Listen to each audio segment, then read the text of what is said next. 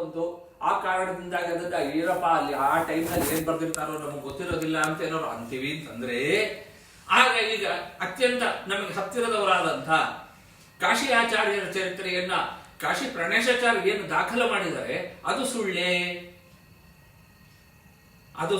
ಅದಂತೂ ವಾಸ್ತವ ಆಗಿರ್ಲೇಬೇಕಲ್ಲ. ಈ ವಾಸ್ತವ ಆಗಿರತಕ್ಕಂತಹ ವಿಚಾರವನ್ನ ಕಾಶಿ ಆಚಾರ್ಯರು ಅವರು ಏನು ಅದ್ರೊಳಗೆ ಕಾಶಿ ಪ್ರಾಣೇಶಾಚಾರ್ಯ ಅಷ್ಟೇ ಸಂಕ್ಷಿಪ್ತವಾಗಿ, ಯಾಕೆಂತಂದ್ರೆ ನಾವು ಕಾಶಿ ತಿಮ್ಮಣ್ಣಾಚಾರ್ಯರ ವಿಚಾರವನ್ನ ಬೇರೆಯವರಿಂದ ಏನು ಕೇಳಿದೀವಿ ಆ ಎಷ್ಟೋ ಘಟನೆಗಳು ಕಾಶಿ ಪ್ರಾಣೇಶಾಚಾರ್ಯ ಬರೆದಿರೋದ್ರೊಳಗೆ ಬಂದಿಲ್ಲ. ಅಂದ್ರೆ ಅಲ್ಲಿಂದ ಅಲ್ಲಿಗೆ ಅವರು ಕೂಡ ಕಾಶಿ ಪ್ರಾಣೇಶಾಚಾರ್ಯರು ಕೂಡ ಏನಂದ್ರೆ ತಮಗೆ ಎಷ್ಟು ವಿಷಯಗಳು ಸಿಕ್ಕಿದೆಯೋ ಅದನ್ನ ಅವರು ಸಂಗ್ರಹ ಪೂರ್ವಕವಾಗಿ ಹಾಕಿದ್ದಾರೆ, ಬರೆದಿಟ್ಟಿದ್ದಾರೆ, ದಾಖಲು ಮಾಡಿದ್ದಾರೆ. ಇದನ್ನ ನಾವು ಯಾವ ರೀತಿ ಅರ್ಥ ಮಾಡ್ಕೋಬೇಕು? ಕಾಶಿ ಆಚಾರ್ಯರ ಅನುಭವಗಳು ಏನಿತ್ತು, ಅವರ ಜ್ಞಾನ ಏನಿತ್ತು, ಅವರ ಸಾಧನೆ ಏನಿತ್ತು, ಇದೆಲ್ಲ ಏನು ಸುಳ್ಳ ಅಥವಾ ನಿಜವಾ?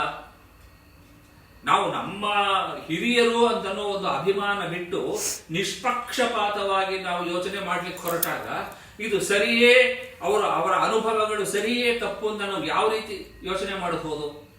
ಅದು ಖಂಡಿತ ಸರಿಯಾದದ್ದೇ. ಯಾಕೆ? ಅವರ ಕೃತಿಗಳು ಸಾಕ್ಷಿ. ಈಗ ಉದಾಹರಣೆಗೆ ನ್ಯಾಯಾಮೃತದಲ್ಲಿ ಅವರು ಬರೆದಿರತಕ್ಕಂತಹ ಟಿಪ್ಪಣಿಗೆ ಅವರಿಗೆ ಒಂದು ಆ ಪ್ರೇರಣೆ, ಒಂದು ಸ್ಫೂರ್ತಿ ಯಾವುದು ಅಂತಂದ್ರೆ ವ್ಯಾಸರಾಜರ ನ್ಯಾಯಾಮೃತ.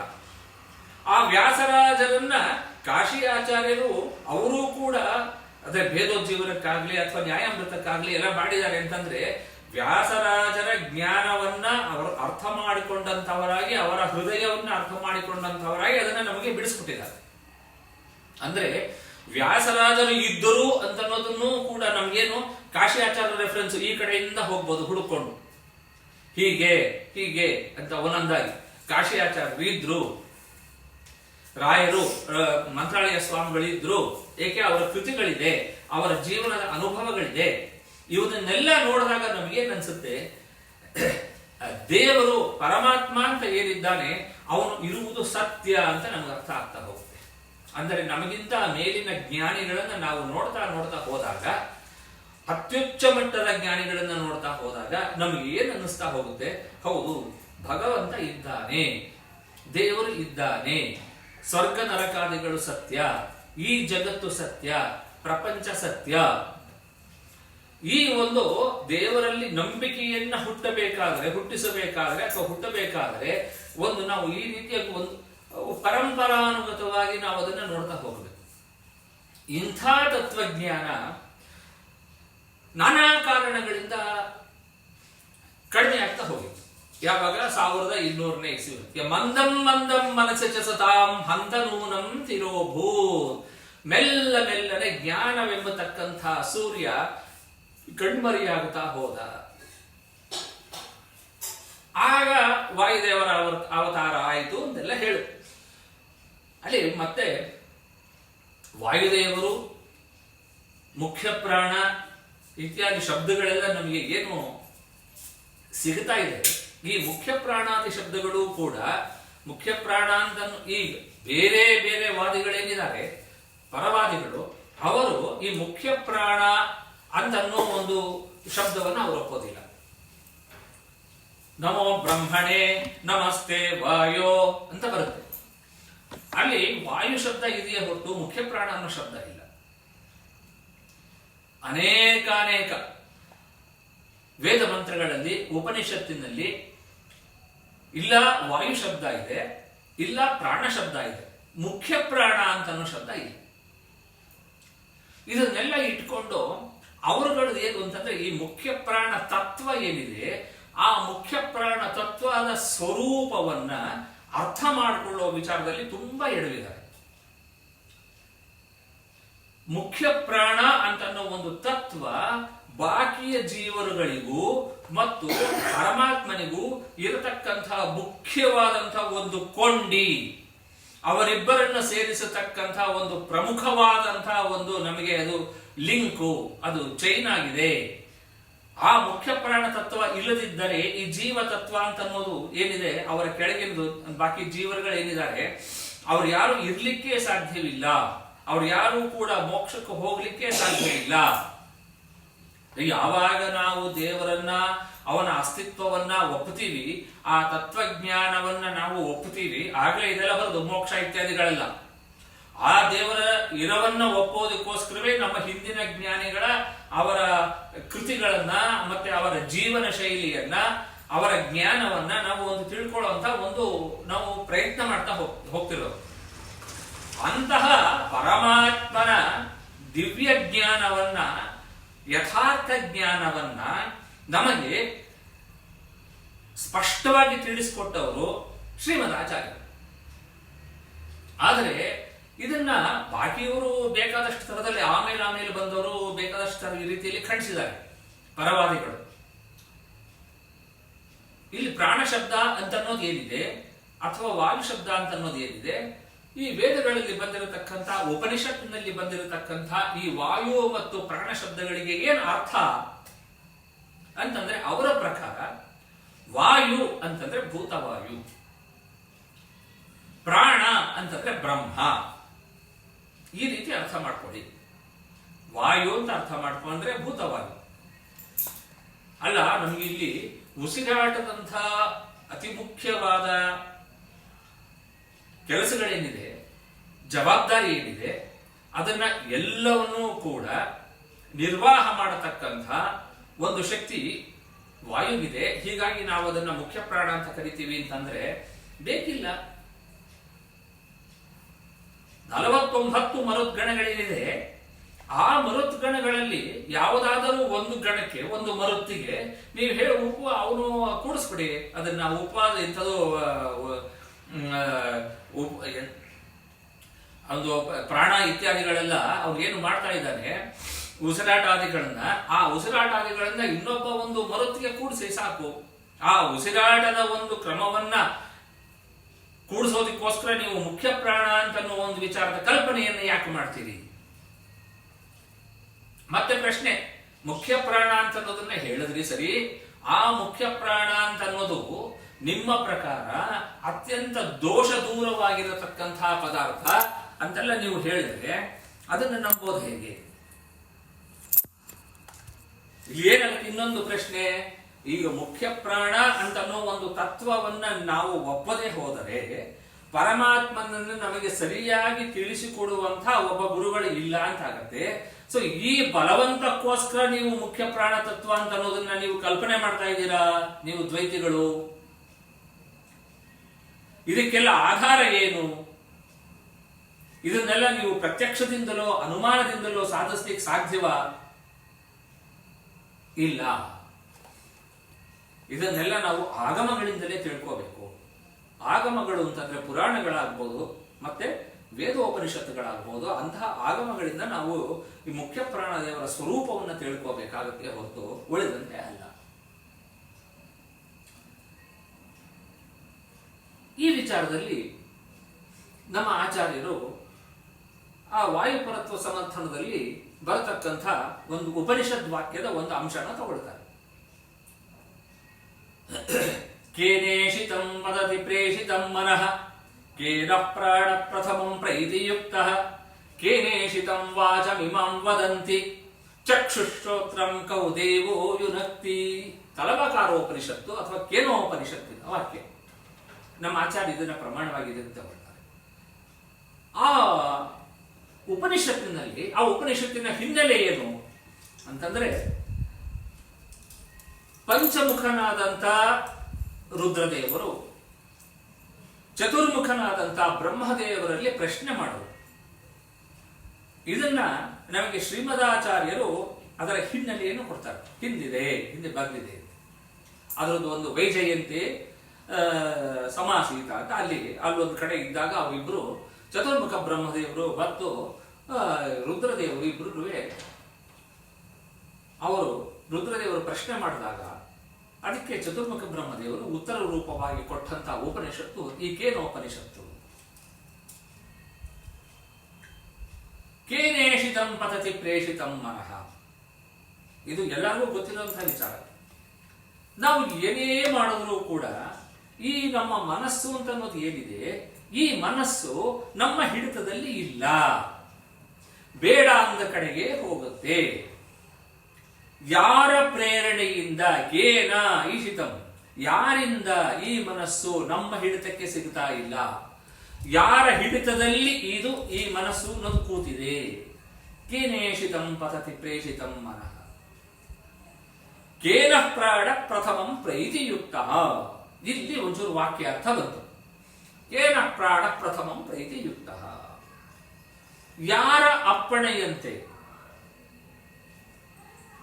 ಪ್ರಾಣದೇವರು ಪ್ರಾಣ ಪ್ರಥಮಂ ಪ್ರೀತಿ ಉಸಿರಾಟವನ್ನು ನಡೆಸ್ತಾ ಇದ್ದಾರೆ. ಇಲ್ಲಿ ಏನಾಯಿತು, ಈ ಅಂಶದಲ್ಲಿ ಬಂದಾಗ ಒಬ್ಬೊಬ್ರು ಒಂದೊಂದು ರೀತಿಯಲ್ಲಿ ಇದಕ್ಕೆ ಅರ್ಥ ಮಾಡೋದು. ಪ್ರಥಮಂ ಪ್ರೀತಿಯುಕ್ತ, ಜೀವನು ಯಾವಾಗ ಮೊದಲು ಉಸಿರಾಟವನ್ನು ಮಾಡಿದನು, ಯಾರ ಪ್ರೇರಣೆಯಂತೆ ಜೀವನು ಮೊದಲು ಉಸಿರಾಟವನ್ನು ಮಾಡಿದನು ಅಂತ ಸಾಧಾರಣವಾದಂತಹ ಅಭಿಪ್ರಾಯ. ಅದನ್ನ ಸಂಕೋಚ ಮಾಡಿಕೊಂಡು, ಏಕೆ ಜೀವ ಅವರು ಉಸಿರಾಟ ಮಾಡ್ತಿದ್ದಾನೆ ಅಂತ ಅನ್ನೋದನ್ನ, ಆಗ ಜೀವ ಅನಾದಿ ಕಾಲದಿಂದ ಉಸಿರಾಟ್ಕೊಂಡಿದ್ದೇ ಇದ್ದಾನೆ, ಚೇತನ ಪದಾರ್ಥ ಅವನು. ಅನಾದಿ ಸೃಷ್ಟಿಗೆ ಬರುವ ಪೂರ್ವದಲ್ಲಿಯೂ ಅವನು ಮಾಡ್ತಾ ಇರುವಂತಹ ಕೆಲಸ ಅಂದ್ರೆ ಉಸಿರಾಟ. ಹಾಗಿದ್ದಾಗ ಇದನ್ನು ಕೂಡಿಸೋದು ಹೆಂಗೆ ಅಂತ ಒಂದು ಪ್ರಶ್ನೆ ಬಂತು. ಅದಕ್ಕೆ ಏನು ಮಾಡ್ಬಿಟ್ರು, ಸಂಕೋಚ ಮಾಡೋರು. ಈ ಒಂದು ಶರೀರದಲ್ಲಿ ಅಂತೇನೋ, ಈ ಒಂದು ಶರೀರದಲ್ಲೂ ಕಷ್ಟ. ಯಾವಾಗ ಉಸಿರಾಡ್ತಿದ್ದ ಅವರು, ಮೊದಲನೇ ಉಸಿರಾಟ ಯಾವಾಗ ಶುರು ಮಾಡ್ದ ಅಂತ ಹೇಳೋದು ಹೇಗೆ? ತಾಯಿಯ ಗರ್ಭದಿಂದ ಬಂದ ನಂತರ ಉಸಿರಾಟ ಅಳಕ್ ಶುರು ಮಾಡ್ತಾ ಅಂದಲ್ಲ, ಆಗ ಅದು ಮೊದಲನೇ ಉಸಿರಾಟ ಅಂತ ಕರಿತೀರೋ, ಅಥವಾ ತಾಯಿಯ ಗರ್ಭವನ್ನ ತಂದೆಯಿಂದ ಪ್ರವೇಶ ಮಾಡೋ ಸಂದರ್ಭದಲ್ಲಿಯೂ ಕೂಡ ಚೇತನನಾಗಿದ್ದಾನೆ, ಆವಾಗ ಅವನು ಉಸಿರಾಟ ಆಗ ಶುರು ಮಾಡ್ದ ಅಂತ ಹೇಳ್ತಿರೋ, ಅಥವಾ ಮಳೆಯ ಹನಿಯ ರೂಪದಲ್ಲಿ ಭೂಮಿಗೆ ಆ ಜೀವ ಬರ್ತಾನೆ, ಆಗ ಅವನು ಉಸಿರಾಡ್ಕೊಂಡು ಬಂದಿರ್ತಾನೆ, ನಂತರ ತಂದೆ ಶರೀರವನ್ನು ಪ್ರವೇಶ ಮಾಡ್ತಾನೆ ಅಂತ ಹೇಳ್ತಿರೋ, ಯಾವ ಕಾರಣದಿಂದ ಇದನ್ನು ಮೊದಲನೇ ಉಸಿರಾಟ ಅಂತ ಹೇಳ್ತೀರಿ? ಯಾವುದನ್ನ ಮೊದಲು ಅಂತ ಕರಿತೀರಿ? ಅದಕ್ಕೆ ನಮ್ಮ ಆಚಾರ್ಯರು ಸ್ವಾರಸ್ಯವಾಗಿ ಉತ್ತರ ಕೊಡ್ತಾರೆ. ಪ್ರಥಮಂ ಪ್ರೀತಿಯುಕ್ತ, ಪ್ರಥಮ ಅಂತನ್ನೋದಕ್ಕೆ ಇಲ್ಲಿ ಮುಖ್ಯ ಪ್ರಾಣ ಅಂತ ಅನ್ನೋದು ಒಂದು ಅರ್ಥ ಇದೆ.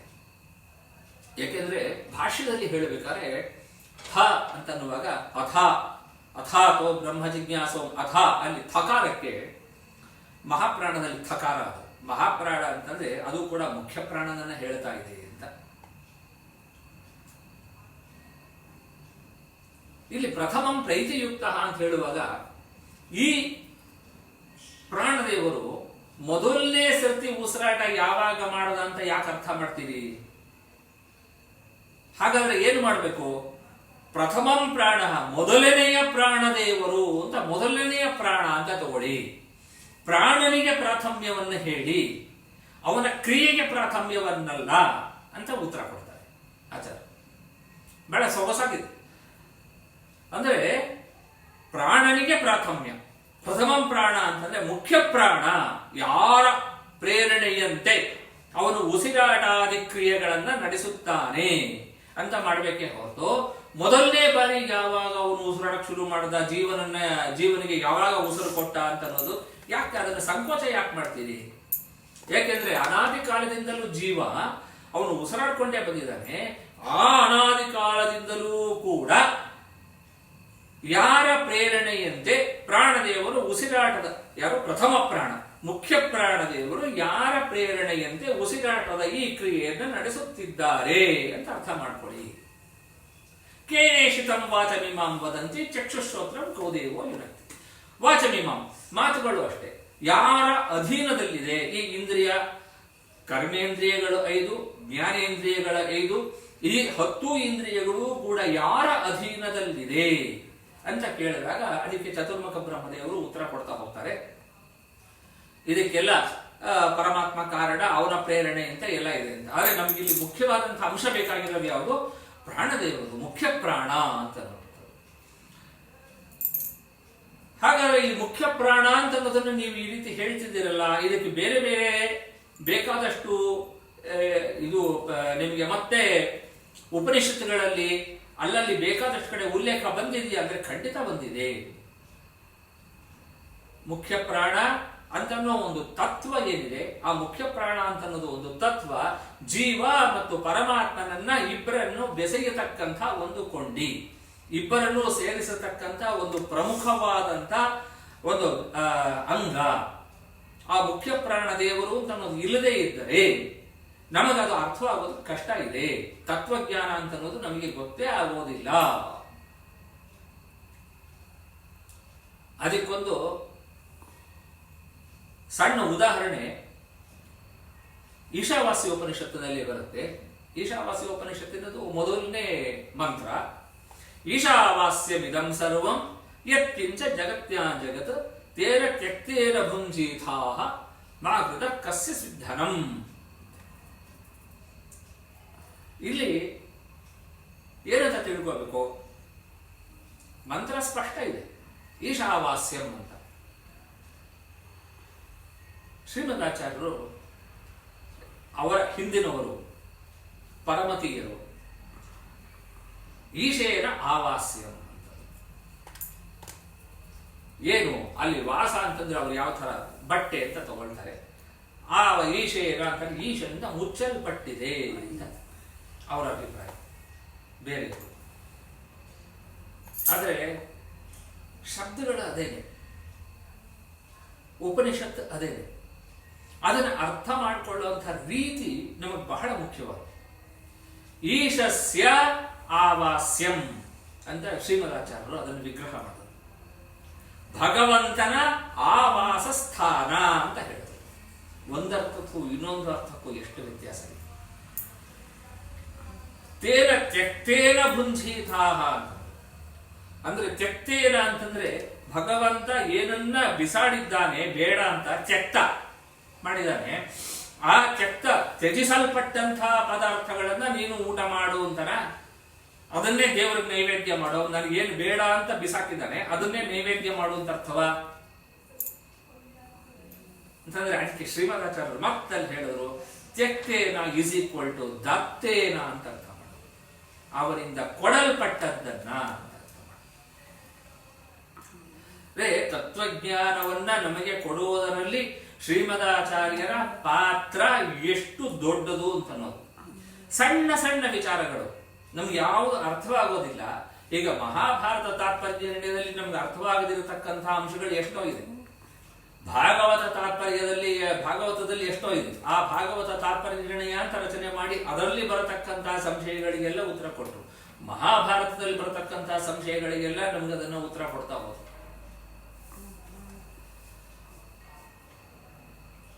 ಹೀಗೆ ನಮ್ಮ ಸಂಶಯಗಳನ್ನ ನಿವಾರಿಸುತ್ತಾ ಹೆಜ್ಜೆ ಹೆಜ್ಜೆಗೆ ಅದಕ್ಕೆ ಅವರಿಗೆ ಆ ಸಂಶಯ, ಅನುಮಾನ ಅಂತಂದ್ರೆ ಏನು, ಸಂಶಯ ಅಂತ ಅರ್ಥ.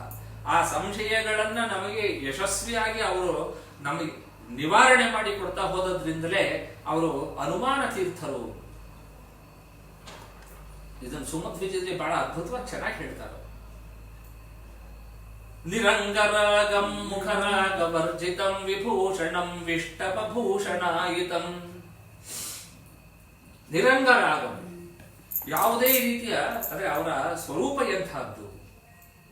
ಅಂಗರಾಗ, ಅಂಗರಾಗ ಅಂತಂದ್ರೆ ನಾವು ಈ ಎಲ್ಲ ಹಚ್ಕೊಳ್ಳುವಂಥದ್ದು ಪೌಡ್ರು, ಸ್ನೋ ಇತ್ಯಾದಿಗಳಿಗೆಲ್ಲ ಅದಕ್ಕೆಲ್ಲ ಅಂಗರಾಗ. ಸೋಪು, ಚಳಿಗಾಲ ಮೈ ಒಡೆದು ಬಿಡುತ್ತೆ ಅಂತ ಹೇಳ್ಕೊಂಡು ಬೇರೆ ಬೇರೆ ಯಾವ್ಯಾವ್ದು ಸೋಪ್ಗಳಂತ ಇದನ್ನೆಲ್ಲ ನಾವು ಹಚ್ಕೊಳ್ತೀವಿ. ದೇಹವನ್ನ ರಕ್ಷಣೆ ಮಾಡ್ಕೊಳ್ಳೋ ಒಂದು ಪ್ರಯತ್ನ ಮಾಡ್ತೀವಿ. ಇದಕ್ಕೆಲ್ಲ ಅಂಗರಾಗ, ನಿರಂಗರಾಗ. ಇದನ್ನ ಯಾವುದನ್ನು ಅವರು ಶ್ರೀಮದಾಚಾರ್ಯರು ಬಳಸ್ತಿರ್ಲಿಲ್ಲ. ನಿರಂಗರಾಗಂ ಮುಖರಾಗ ವರ್ಜಿತಂ.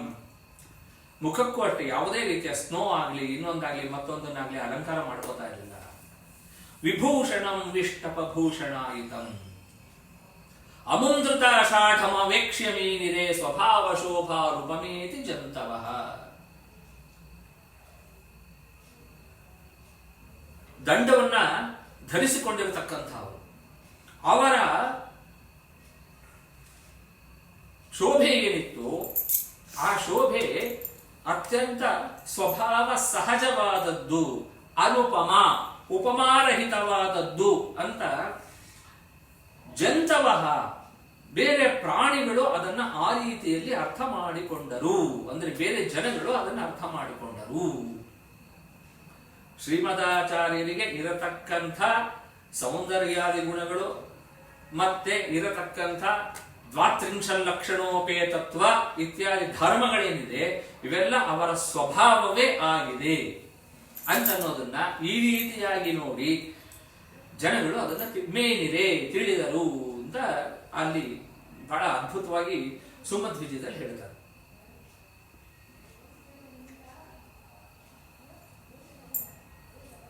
ನಮ್ಮಲ್ಲಿ ಬಹಳ ಮುಖ್ಯವಾದಂಥ ಕೆಲವೊಂದು ಕಾನ್ಸೆಪ್ಟ್ ಅಂದ್ರೆ ಬರೀ ಕಲ್ಪನೆ ಅಂತಲ್ಲ, ಸ್ವಕಪೋಲ ಕಲ್ಪನೆ ಅಂತಲ್ಲ, ಏನು ಬೇಕಾದಷ್ಟು ಉಪನಿಷತ್ತಿನಲ್ಲಿ, ಪುರಾಣಗಳಲ್ಲಿ, ಭಗವದ್ಗೀತೆ ಇತ್ಯಾದಿಗಳಲ್ಲಿ ಬಂದಿದೆ. ಅದನ್ನ ಇಟ್ಟುಕೊಂಡು ನಮ್ಮಲ್ಲಿ ಏನು ನಾವು ಬೆಳೆಸಿದ್ದೀವಿ ಅದರಲ್ಲಿ ಮೊದಲನೇದು ಒಂದು ಪರಶುಕ್ಲತ್ರಯತ್ವ. ಪರಶುಕ್ಲತ್ರಯರು ಅಂತ ಕರಿ. ಈ ಪರಶುಕ್ಲತ್ರಯರು ಅಂತಂದ್ರೆ ಮೊದಲು ಲಕ್ಷ್ಮೀದೇವಿ, ಆಮೇಲೆ ಬ್ರಹ್ಮದೇವರು, ಆಮೇಲೆ ವಾಯುದೇವರು, ಉಪಲಕ್ಷಣತೆಯ ಸರಸ್ವತಿ ಮತ್ತು ಭಾರತಿ ಅವರು ಬರ್ತಾರೆ. ಈ ಪರಶುಕ್ಲತ್ರಯರು ಇವರ ವಿಶೇಷತೆ ಏನು?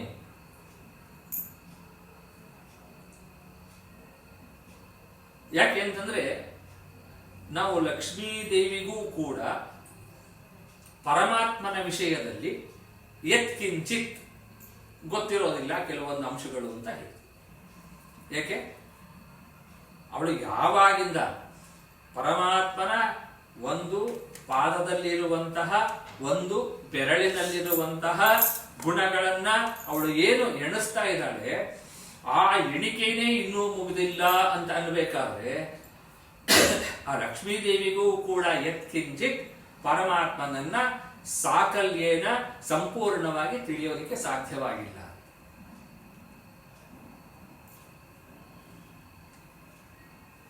ಇನ್ನು ರಮಾ ದೇವಿಗಿಂತ ಕೆಳಗಿರತಕ್ಕಂಥ ಬ್ರಹ್ಮಾದಿ ದೇವತೆಗಳು ಯಾರಿದ್ದಾರೆ, ಬ್ರಹ್ಮವಾಯು, ಅವರುಗಳು ಯಾವ ರೀತಿ ತಿಳಿಯಲಿಕ್ಕೆ ಸಾಧ್ಯ? ಲಕ್ಷ್ಮೀ ದೇವಿಗೆ ಆ ಒಂದು ಅಜ್ಞಾನ ಅಂತ ಅನ್ನೋದು ಕಿಂಚಿತ್ ಏನಿದೆ, ಅದು ಅದಕ್ಕಿಂತ ಹೆಚ್ಚಿನ ಮಟ್ಟದಲ್ಲಿ ಆ ಅಜ್ಞಾನ ಅಂತ ಅನ್ನೋದು ಬ್ರಹ್ಮವಾಯು ಋಜುಗಣಸ್ಥರಲ್ಲಿ ಬರುತ್ತೆ. ಹಾಗಾದ್ರೆ ನಮಗೂನುವೆ ಮತ್ತೆ ಈ ಋಜುಗಣಸ್ಥರಿಗೂ ವ್ಯತ್ಯಾಸ ಏನು? ಅಜ್ಞಾನ ಅನ್ನೋದು ನಮಗೂ ಇದೆ, ಅವ್ರಿಗೂ ಒಂಚೂರು ಇದೆ ಅಜ್ಞಾನ ಅಂತ ಅನ್ನೋದು.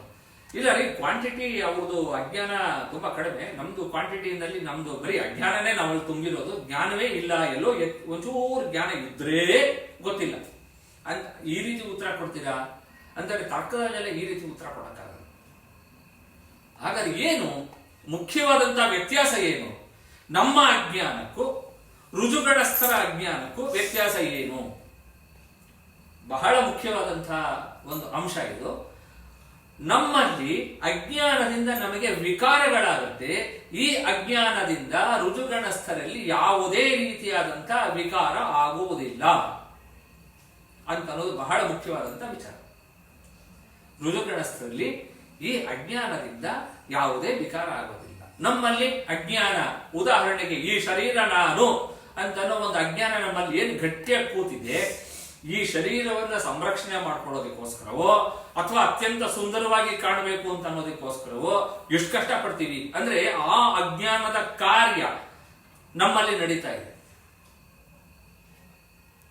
ಯಾವುದೇ ಒಂದು ಹಸಿವೆ ಆಗಲಿ, ನಿದ್ದೆ, ನೀರಡಿಕೆ ಇವೆಲ್ಲವೂ ಕೂಡ ಅಜ್ಞಾನದ ಕಾರ್ಯವೇ. ಆದರೆ ಈ ಅಜ್ಞಾನದ ಕಾರ್ಯ ನಮ್ಮ ಕಂಟ್ರೋಲ್ ಅಲ್ಲಿ ಇದೆಯಾ, ನಮ್ಮ ಹಿಡಿತದಲ್ಲಿದೆಯಾ ಅಂದ್ರೆ ಸುತರಾಂ ಇಲ್ಲ. ಅವು ಯಾವ ರೀತಿ ಹೇಳ್ತಾ ಇದೆಯೋ ಆ ರೀತಿ ನಾವು ಕೇಳ್ತಾ ಇದ್ದೇವೆ ಹೊರತು ನಮ್ಮ ಅಧೀನದಲ್ಲಿ ಇದು ಯಾವುದೂ ಇಲ್ಲ. ಆದರೆ ಋಜುಗಣಸ್ಥರಲ್ಲಿ ಆ ರೀತಿ ಅಲ್ಲ.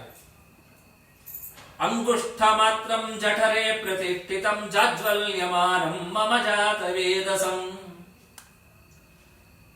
ಅಂಗುಷ್ಠ ಮಾತ್ರ, ಜಾಠರಾಗ್ನಿ, ಹಸಿವೆ, ನಿದ್ದೆ ಇತ್ಯಾದಿಗಳೆಲ್ಲ ಅರ್ಜುನಾದಿ ದೇವತೆಗಳೇ ಗುಡಾಕೇಶ ಇತ್ಯಾದಿ ಹೆಸರಿಂದ ಪ್ರಸಿದ್ಧರಾಗಿ ನಿದ್ದೆಯನ್ನೇ ಗೆದ್ದಿದ್ದರು ಅಂತ ಹೇಳುವಾಗ, ಶ್ರೀಮದಾಚಾರ್ಯರು ಅವರಿಗೆ ನಿದ್ದೆ ಅಂತ ಅನ್ನೋದು ಏನು ಇರಲಿಲ್ಲ, ಈ ರೀತಿಯಾದಂತಹ ದೋಷಗಳು ಅವರಲ್ಲಿ ಇಲ್ಲ ಅಂತ ಹೇಳೋದು ಏನು ಮಹಾ ದೊಡ್ಡ ವಿಚಾರ. ಇಡೀ ಜಗತ್ತನ್ನ ಸೃಷ್ಟಿ ಸ್ಥಿತಿ ಲಯ ಇತ್ಯಾದಿಗಳನ್ನ ಅವರೇ ನಡೆಸುವಂತಹ ಒಂದು ಸಾಮರ್ಥ್ಯವನ್ನು ಹೊಂದಿರುವಾಗ, ಪರಮಾತ್ಮನಲ್ಲಿ ನಮ್ಮನ್ನ ಕರ್ಕೊಂಡು ಹೋಗಿ ಅವನಲ್ಲಿ ವಿಜ್ಞಾಪನೆಯನ್ನ ಮಾಡಿ ಅವನಲ್ಲಿ ನಮ್ಮ ಕಷ್ಟ ನಮ್ಮ ಪರವಾಗಿ ಏನಂ ದೀನಂ ದೂನಂ ಮಂತ್ರಾಲಯ ಸ್ವಾಮಿಗಳು ಹೇಳ್ತಾರಲ್ಲ ರಥ ಸಂಕಲ್ಪ ಗದ್ಯದಲ್ಲಿ, ಅನಾಥಂ ಇವನು ಏನೂ ಇಲ್ಲ, ಅಯ್ಯೋ ಇವನು ದೀನ ದೂನ, ಇವನು ಅನಾಥ, ಇವನಿಗೆ ಯಾರೂ ಗತಿ ಇಲ್ಲ, ಇವನನ್ನ ಉದ್ಧಾರ ಮಾಡು, ಇವನು ಸಾತ್ವಿಕ ಜೀವನಿದ್ದಾನೆ ಅಂತ ಕರ್ಕೊಂಡು ಹೋಗುವಂತಹದ್ದು ಒಂದು ದೊಡ್ಡ ಗುರುತರವಾದಂತಹ ಒಂದು ಜವಾಬ್ದಾರಿಯನ್ನ ಇಲ್ಲಿ ಶ್ರೀಮದಾಚಾರ್ಯರು ಮತ್ತೆ ಅಥವಾ ವಾಯುದೇವರು ಏನು ನಮಗೆ ನಡೆಸ್ಕೊಡ್ತಾರಲ್ಲ, ಅಂಥ ಒಂದು ಸಾಮರ್ಥ್ಯ ಅವ್ರಿಗಿರುವಾಗ ಈ ಅಜ್ಞಾನದ ಕಾರ್ಯ ಅಂತ ಅನ್ನೋದು ಅವ್ರಿಗೆ ಹೇಗೆ ಸಾಧ್ಯ? ಅಜ್ಞಾನದ ಕಾರ್ಯ ಅಂತ ಅನ್ನೋದು ಅವರಿಗೆ ಇರೋದಿಲ್ಲ. ಅದರಿಂದ ವಿಕಾರವನ್ನು ಅವರು ಹೊಂದೋದಿಲ್ಲ. ದೇಹ ತ್ಯಾಗದ ಸಂದರ್ಭದಲ್ಲಾಗಲಿ ಯಾವುದೇ ಸಂದರ್ಭದಲ್ಲೂ ಕೂಡ ಅವರಿಗೆ ಈ ವಿಕಾರಾದಿಗಳು ಉಂಟಾಗೋದಿಲ್ಲ.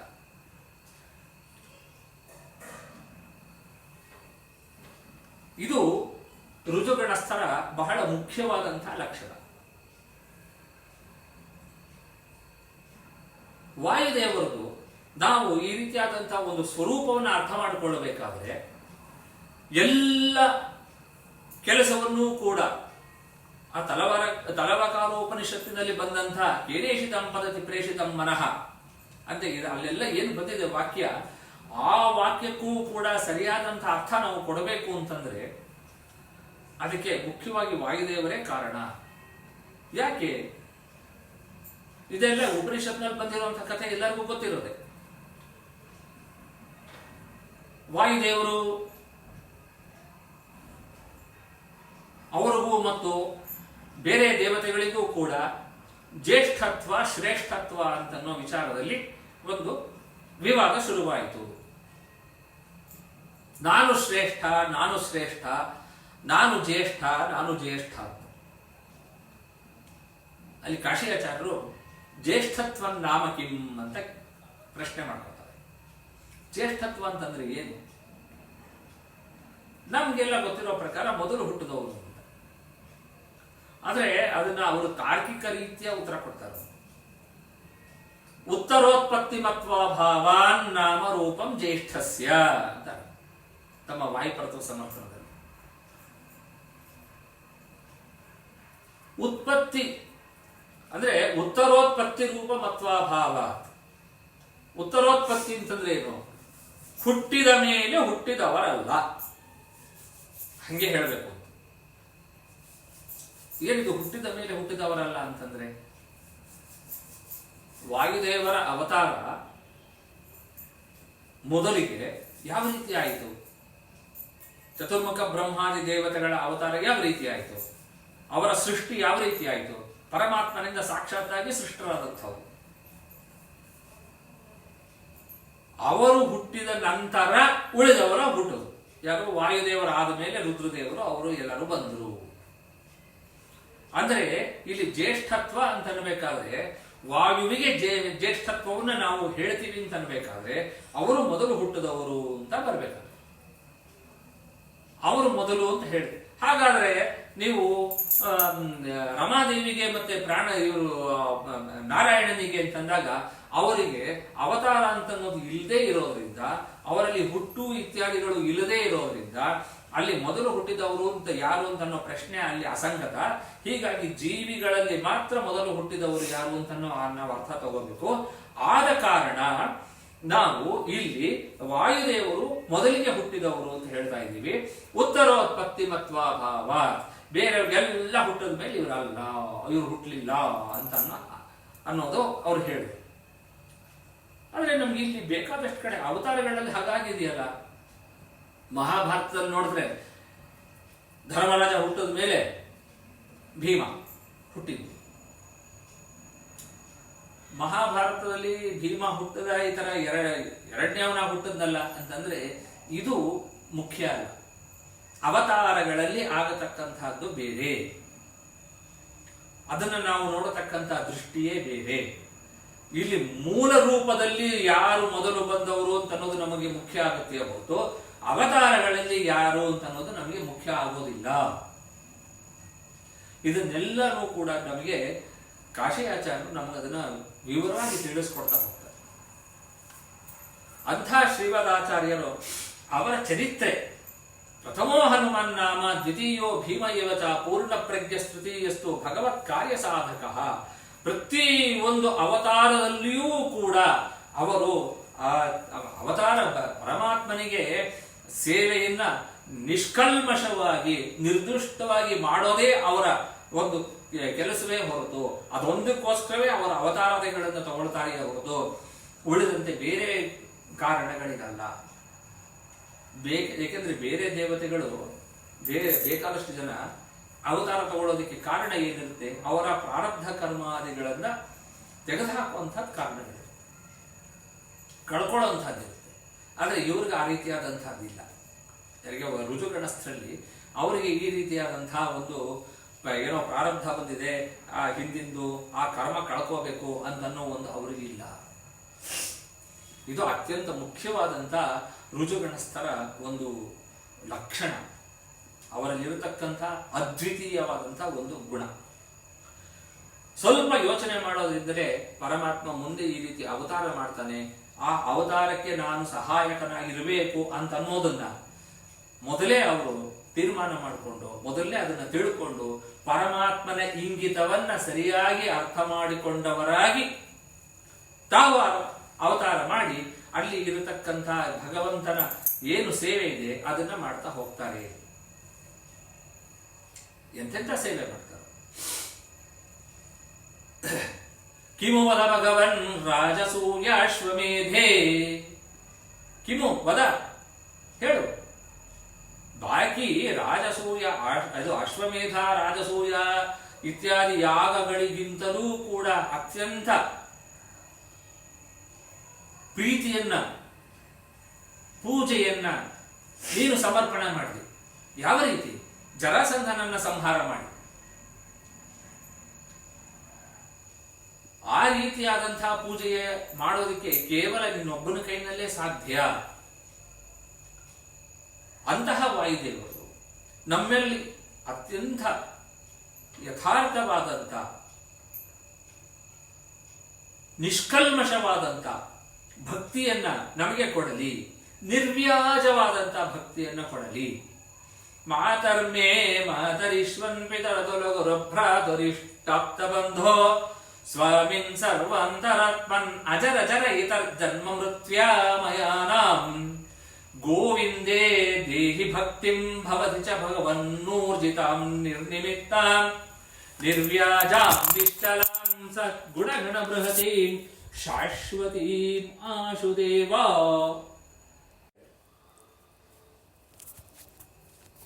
ಗುರುಭಕ್ತಿ ಜಾಗಲಿ. ಗುರುಭಕ್ತಿಯಿಂದ ನನಗೆ ಮುಕುಂದನಲ್ಲಿ ಭಕ್ತಿಯನ್ನು ಹುಟ್ಟಿಸುವಂತಹ ಒಂದು ಕೆಲಸ ಮಾಡುವುದು.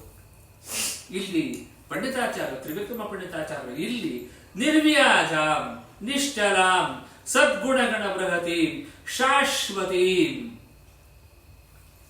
ಯಾವುದೇ ಒಂದು ಕಂಡೀಷನ್ ಇರಬಾರ್ದು. ನಾವು ಮಾಡತಕ್ಕಂಥ ಭಗವಂತನಲ್ಲಿ ಮಾಡತಕ್ಕಂಥ ಪ್ರೀತಿಗೆ ಭಕ್ತಿಗೆ ಯಾವುದೇ ರೀತಿಯಾದಂತಹ ಒಂದು ಷರತ್ತು ಇರಬಾರದು, ಬೇಷರತ್ತಾಗಿರ್ಬೇಕು. ಈಗ ನಮ್ಗೆ ದಾಸರ ದೇವರ ನಾಮಗಳಲ್ಲಿ ಗೊತ್ತಾಗುತ್ತೆ,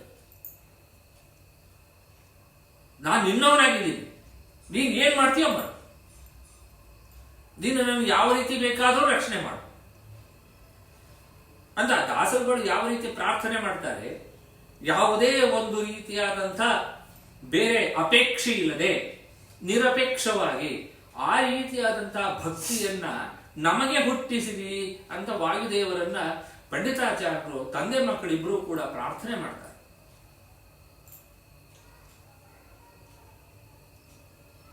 ಅಷ್ಟು ಮುಖ್ಯವಾದಂತಹದ್ದು ಭಕ್ತಿ ಅಂತ ಅನ್ಬೇಕಾದ್ರೆ ಇದು ಯಾವುದು ಇಲ್ಲ ಅಂತಂದ್ರೆ ಮಾತ್ರ ಅದು ಭಕ್ತಿ ಅಂತ ಅನ್ನಿಸ್ಕೊಳ್ಳುತ್ತೆ ಹೊರತು ಈ ಯಾವ್ದಾದ್ರೂ ಒಂದು ಭಗವದ್ಗೀತೆಯಲ್ಲಿ ಈ ವಿಚಾರ ಸ್ಪಷ್ಟವಾಗಿ ಹೇಳ್ತಾನೆ. ಚತುರ್ವಿಧ ಭಜಂತೆ ಮಾಂ ಜನ ಸುಕೃತಿ ನೋರ್ಜುನ ಆರ್ಥೋ ಜಿಜ್ಞಾಸುರರ್ಥಾರ್ಥಿ ಜ್ಞಾನಿ ಚ ಭರತರ್ಷಭ ತೇಷಾಂ ಜ್ಞಾನಿ ಏಕ ಭಕ್ತಿರ್ ವಿಶಿಷ್ಯತೆ. 4 ಜನ ನನ್ನನ್ನ ಪ್ರಾರ್ಥನೆ ಮಾಡ್ತಾರೆ. ಚತುರ್ವಿಧ ಭಜಂತೆ ಮಾಂ, ಆರ್ಥೋ ಜಿಜ್ಞಾಸು ಅರ್ಥಾರ್ಥಿ ಜ್ಞಾನಿ. ಈ 3 ಜನಕ್ಕಿಂತಲೂ ಕೂಡ ನನಗೆ ಜ್ಞಾನಿಯೇ ಹೆಚ್ಚು ಪ್ರಿಯನಾದವರು. ಏಕ ಭಕ್ತಿರ್ ವಿಶಿಷ್ಯತೆ, ಅವನು ಕೇವಲ ನನ್ನನ್ನೇ ಅಪೇಕ್ಷೆ ಪಡ್ತಾನೆ ಹೊರತು ಇನ್ನೊಬ್ಬರನ್ನಲ್ಲ. ದೊಡ್ಡ ದೊಡ್ಡ ಯೋಗ್ಯತೆ ಉಳ್ಳಂತಹ ಜ್ಞಾನಿಗಳು ಅವರೆಲ್ಲರೂ ಅಷ್ಟೇ. ಮೋಕ್ಷ ಬೇಕು ಯಾಕೆ ಅಂತಂದ್ರೆ ಅಲ್ಲಿ ನಾವು ಯಾವುದೇ ಒಂದು ರೀತಿಯ ತೊಂದರೆ ಇಲ್ಲದೆ, ಪ್ರತಿಬಂಧಕಗಳಿಲ್ಲದೆ, ಅಡೆತಡೆ ಇಲ್ಲದೆ ಪರಮಾತ್ಮನಲ್ಲಿ ಭಕ್ತಿಯನ್ನ ಮಾಡಬಹುದು ಅನ್ನೋ ಕಾರಣಕ್ಕೆ ಮೋಕ್ಷ ಬೇಕೇ ಹೊರತು ಮೋಕ್ಷದಲ್ಲಿ ನಮಗೆ ಏನು ಬೇಕಾದರೂ ಸಿಕ್ಕತ್ತೆ ಅನ್ನೋ ದೃಷ್ಟಿಯಿಂದ ಅಪರಿಮಿತವಾದಂತಹ ಸುಖವನ್ನ ನಾವು ಅಲ್ಲಿ ಅನುಭವಿಸಬಹುದು ಅನ್ನೋ ಒಂದು ದೃಷ್ಟಿಯಿಂದ ಜ್ಞಾನಿಗಳು, ಉತ್ತಮಾಧಿಕಾರಿಗಳು ಮೋಕ್ಷವನ್ನು ಬೇಡುವುದಿಲ್ಲ. ಬೇಡ. ಜಗನ್ನಾಥದಾಸರು ಈ ಮಾತನ್ನ ಬಹಳ ಸ್ಪಷ್ಟವಾಗಿ ಹರಿಕಥಾಮೃತ ಸಾರದಲ್ಲಿ ಹೇಳ್ಕೊಡ್ತಾರೆ. ಮೂಢ ಮಾನವನೆಲ್ಲ ಕಾಲದಿ ಬೇಡಿಕೊಂಬಿನಿತೆಂದು ದೈನ್ಯದಿ ಬೇಡದಂದದಿ ಮಾಡು ಚತುರವಿಧ ಪುರುಷಾರ್ಥಗಳ ಸ್ವಪ್ನದಲ್ಲಿ ನೀಡುವೆಡೆ ನಿನ್ನ ಮಲಗುಣ ಕೊಂಡಾಡಿ ಹಿಗ್ಗುವ ಪರಮ ಭಾಗವತರೊಡನಾಡಿಸೆನ್ನನು ಜನುಮ ಜನುಮದಲ್ಲಿ ಮರೆಯದೆಯೇ. ನಮಗೆ ವಾರ್ನಿಂಗು. ಮೂಢ ಮಾನವನೆಲ್ಲ ಕಾಲದಿ ಬೇಡಿಕೊಂಬಿನಿತೆಂದು ದೈನ್ಯದಿ ಕೇಳ್ಕೊ, ಬೇಡದಂದದಿ ಮಾಡು ಚತುರವಿಧ ಪುರುಷಾರ್ಥಗಳ ಸ್ವಪ್ನದಲ್ಲಿ. ಸ್ವಪ್ನದಲ್ಲೂ ಕೇಳ್ಕೋಬೇಡಿ. ಧರ್ಮ, ಅರ್ಥ, ಕಾಮ, ಮೋಕ್ಷ ಈ ಪುರುಷಾರ್ಥಗಳನ್ನ ಸ್ವಪ್ನದಲ್ಲೂ ಬೇಡಬೇಡಿ. ಹಾಗಾದ್ರೆ ಏನ್ ಕೇಳ್ಕೊಳ್ಳಿ? ನೀಡುವೆಡೆ ನಿನ್ನ ಮಲಗುಣ, ನಮ್ಗಲ್ಲಿ ಎಡೆ ನೀಡು, ಜಾಗ ಕೊಡು. ಎಲ್ಲಿ? ನಿನ್ನ ಮಲಗುಣ ಕೊಂಡಾಡಿ ಹಿಗ್ಗುವ, ನಿನ್ನ ಅಸಂಖ್ಯಾತ ಗುಣಗಳೇನಿದೆ ಈ ಗುಣಗಳನ್ನ ಕೊಂಡಾಡತಕ್ಕಂತಹ ಭಾಗವತರು ಯಾರಿದ್ದಾರೆ, ಪರಮ ಭಗವದ್ ಭಕ್ತರು ಯಾರಿದ್ದಾರೆ, ಅಂತಹವರ ಮಧ್ಯದಲ್ಲಿ ನಮ್ಮನ್ನ ಹುಟ್ಟಿಸು. ಅಂಥವ್ರು ಯಾರಿದ್ದಾರೆ? ಶ್ರೀಮದಾಚಾರ್ಯರಂಥವ್ರು, ಅವರ ಪರಂಪರೆಯಲ್ಲಿ ಬಂದಿರತಕ್ಕಂತಹ ದೊಡ್ಡ ದೊಡ್ಡ ಜ್ಞಾನಿವರೇಣ್ಯರುಗಳು. ಅಂಥವರ ಮಧ್ಯದಲ್ಲಿ ನಮ್ಮನ್ನ ಹುಟ್ಟಿಸು ಅಂತ ಇಷ್ಟನ್ನು ಕೇಳ್ಕೊಳ್ಳಿ ಸಾಕು. ಇದನ್ನ ಬಿಟ್ಟು ಮೋಕ್ಷ ಕೇಳಕ್ ಹೋಗ್ಬೇಡ್ರಿ. ಪರಮಾತ್ಮನಿಂದ ಧರ್ಮವನ್ನ, ಅರ್ಥವನ್ನ, ಕಾಮವನ್ನ ಏನು ಬೇಡ. ಇದಿಷ್ಟರ ಸ್ವರೂಪ ಸಾಕ್ಷಾತ್ ಪರಮಾತ್ಮನೇ ಆಗಿದ್ದಾನೆ. ಈ ರೀತಿಯಾದಂಥ ಒಂದು ಜ್ಞಾನವನ್ನ ನಮಗೂ ಕೂಡ ಕೊಡಿ ಅಂತ ನಾವು ಶ್ರೀಮದಾಚಾರ್ಯರಲ್ಲಿ ಪ್ರಾರ್ಥನೆಯನ್ನ ನಮಗೆ ಹೇಳಿಕೊಡ್ತಾ ಹೋಗ್ತಾ ಇದ್ದಾರೆ.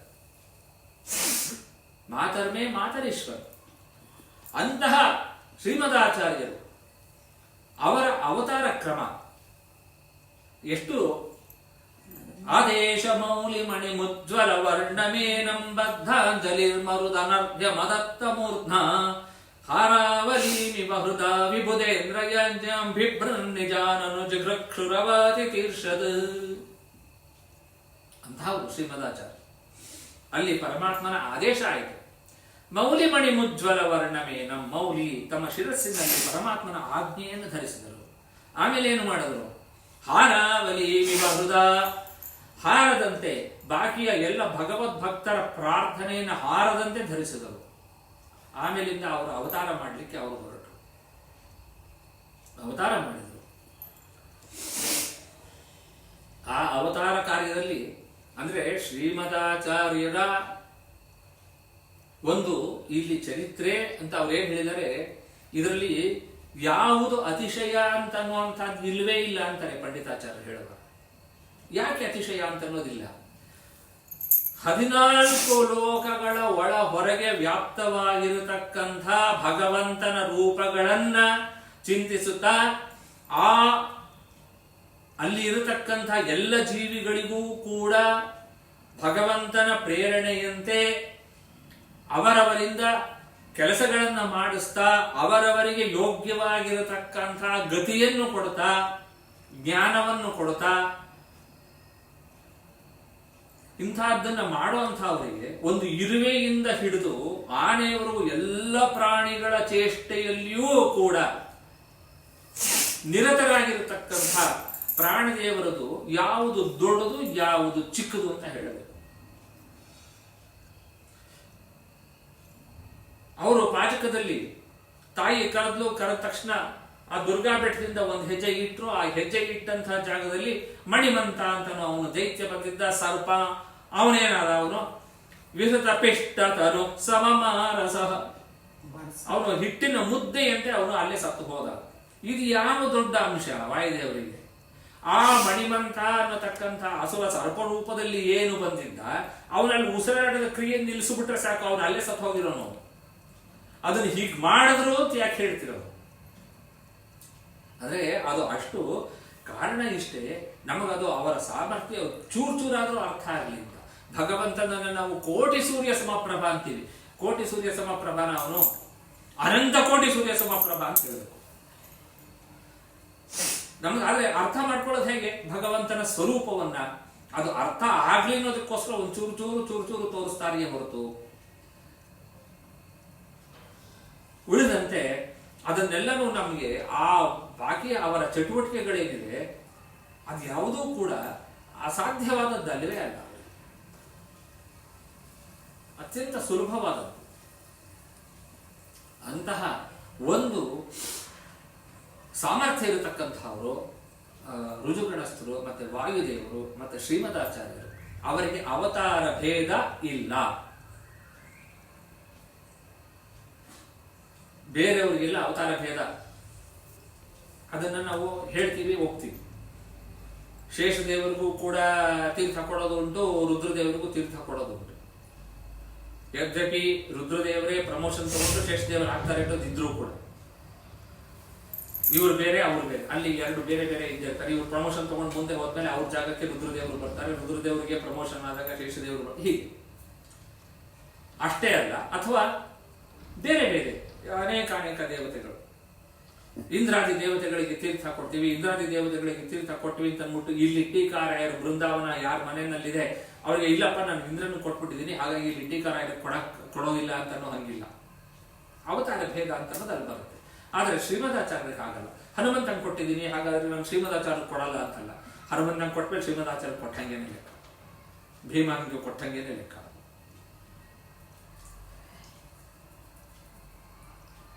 ಅವತಾರ ಭೇದ ಅವರಲ್ಲಿ ಇಲ್ಲ. ಅಂತಹ ಅತ್ಯುತ್ತಮವಾದಂಥ ಒಂದು ಸ್ವರೂಪವುಳ್ಳವರು ರುಜುಗಣಸ್ಥರು.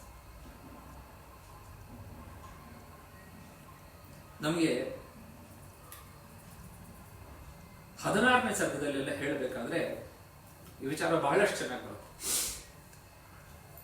ಒಬ್ಬ ರಾಜ ಗೋಮತ್ಯಾಸ್ತಟ ನಿಕಟೇಚ್ಛ ಕೀರ್ತಿ ಚಂದ್ರಂ ವಿಶ್ವಜ್ಞಂ ಕ್ಷಿತಿಪತಿರಂತ್ಯ ವರ್ಣ ಜನ್ಮ ವಿದ್ವೇಷ್ಟ ಶ್ರುತಿ ಗುಣ ಸಾಧಕಂ ಶ್ರುತೀನಾಂ ವಾಚಾಲೋ ವಚನಮುವಾಚ ವಾಗ್ಮಿವತ್ಯಂ.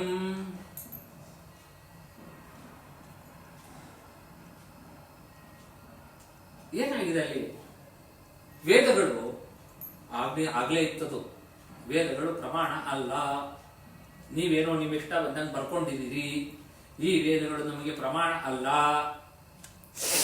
ಈ ವೇದಗಳಲ್ಲಿ ಹೇಳಿರುವಂತಹದ್ದೆಲ್ಲವೂ ಕೂಡ ಸುಳ್ಳು, ಅಸತ್, ಶಶಿವಿಷಾಣ ಇದ್ದಂತೆ.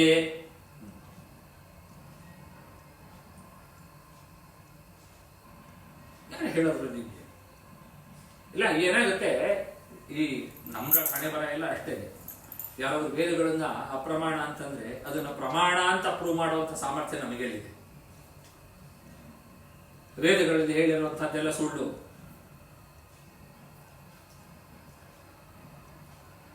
ಆದ್ರೆ ಶ್ರೀಮದಾಚಾರ್ಯರಿಗೆ ಆ ರೀತಿ ಇಲ್ವಲ್ಲ, ಅವ್ರಿಗೆ ಆ ಸಮಸ್ಯೆ ಇಲ್ಲ. ಯೋಗ್ಯತ್ವೇ ಸತಿ ನಹಿ ದೃಶ್ಯತೆ ಅಧಿಕಾರಿ ನ ತಸ್ಯ ಸಖರ ವಿಷಾಣವತ್ಸದೇತಿ. ಖರ ವಿಷಾಣವತ್ ಮೊದಲು ಕೊಂಬಿದ್ದಂಗೆ ಅಷ್ಟೇ, ನಿಮ್ದು ಬೇರೆ ಎಲ್ಲ ಉಪಯೋಗ ಇಲ್ಲ ರೀ, ಸುಮ್ಮನೆ ಏನೇನೋ ಹೇಳ್ಬಿಡುತ್ತೆ.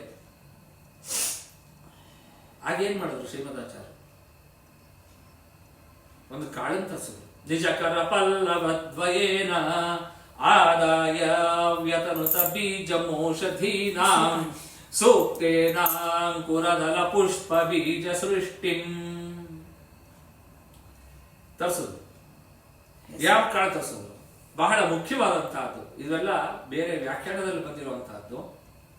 ನಾವು ಯಾತಕ್ಕೆ ಮಧ್ವನವಮಿಲಿ ಅಥವಾ ಮಧ್ವನವರಾತ್ರಿಲಿ ಈ ಎರಡು ಪದಾರ್ಥಗಳನ್ನು ಉಪಯೋಗಿಸ್ತೀವಿ ಅಂತ ಅನ್ನೋದಕ್ಕೆ ಇದು ಒಂದು ಆಧಾರ. ಶ್ರೀಮದಾಚಾರ್ಯರು ಇಲ್ಲಿ ತರಿಸಿದ್ದು ಹೆಸರ ಕಾಳು. ಚಿಕ್ಕ ವಯಸ್ಸಿನಲ್ಲಿ ಪ್ರಾಭೋಜಯತ್ಕಲು ಕುಲಿತ್ಥ ಕುಲಂ ಪ್ರಪಕ್ವಂ, ಅಲ್ಲಿ ಬೇಯಿಸಿದ ಹುರುಳಿಯನ್ನು ತಿನ್ನಿಸಿದ್ರು ಶ್ರೀಮದಾಚಾರ್ಯರಿಗೆ ಅವರ ಅಕ್ಕ. ಹೀಗಾಗಿ ಏನು ಅಂತಂದ್ರೆ ಶ್ರೀಮದಾಚಾರ್ಯರ ಈ ಒಂದು ಚರಿತ್ರೆಯನ್ನ ನಮಗೆ ಜ್ಞಾಪಿಸಿ ಕೊಡೋದಕ್ಕೋಸ್ಕರ ನಮಗೇನು ಬೇಕು? ಈ ಒಂದು ಘಟನೆಗಳು ಬೇಕು ಅಷ್ಟೇ ಹೊರತು ಇದಕ್ಕೆ ಅವ್ರಿಗೇನು ಅಸಾಮರ್ಥ್ಯ ಅಂತ. ಹೆಸರು ಕಾಳನ್ನು ತರಿಸ್ಕೊಂಡ್ರು.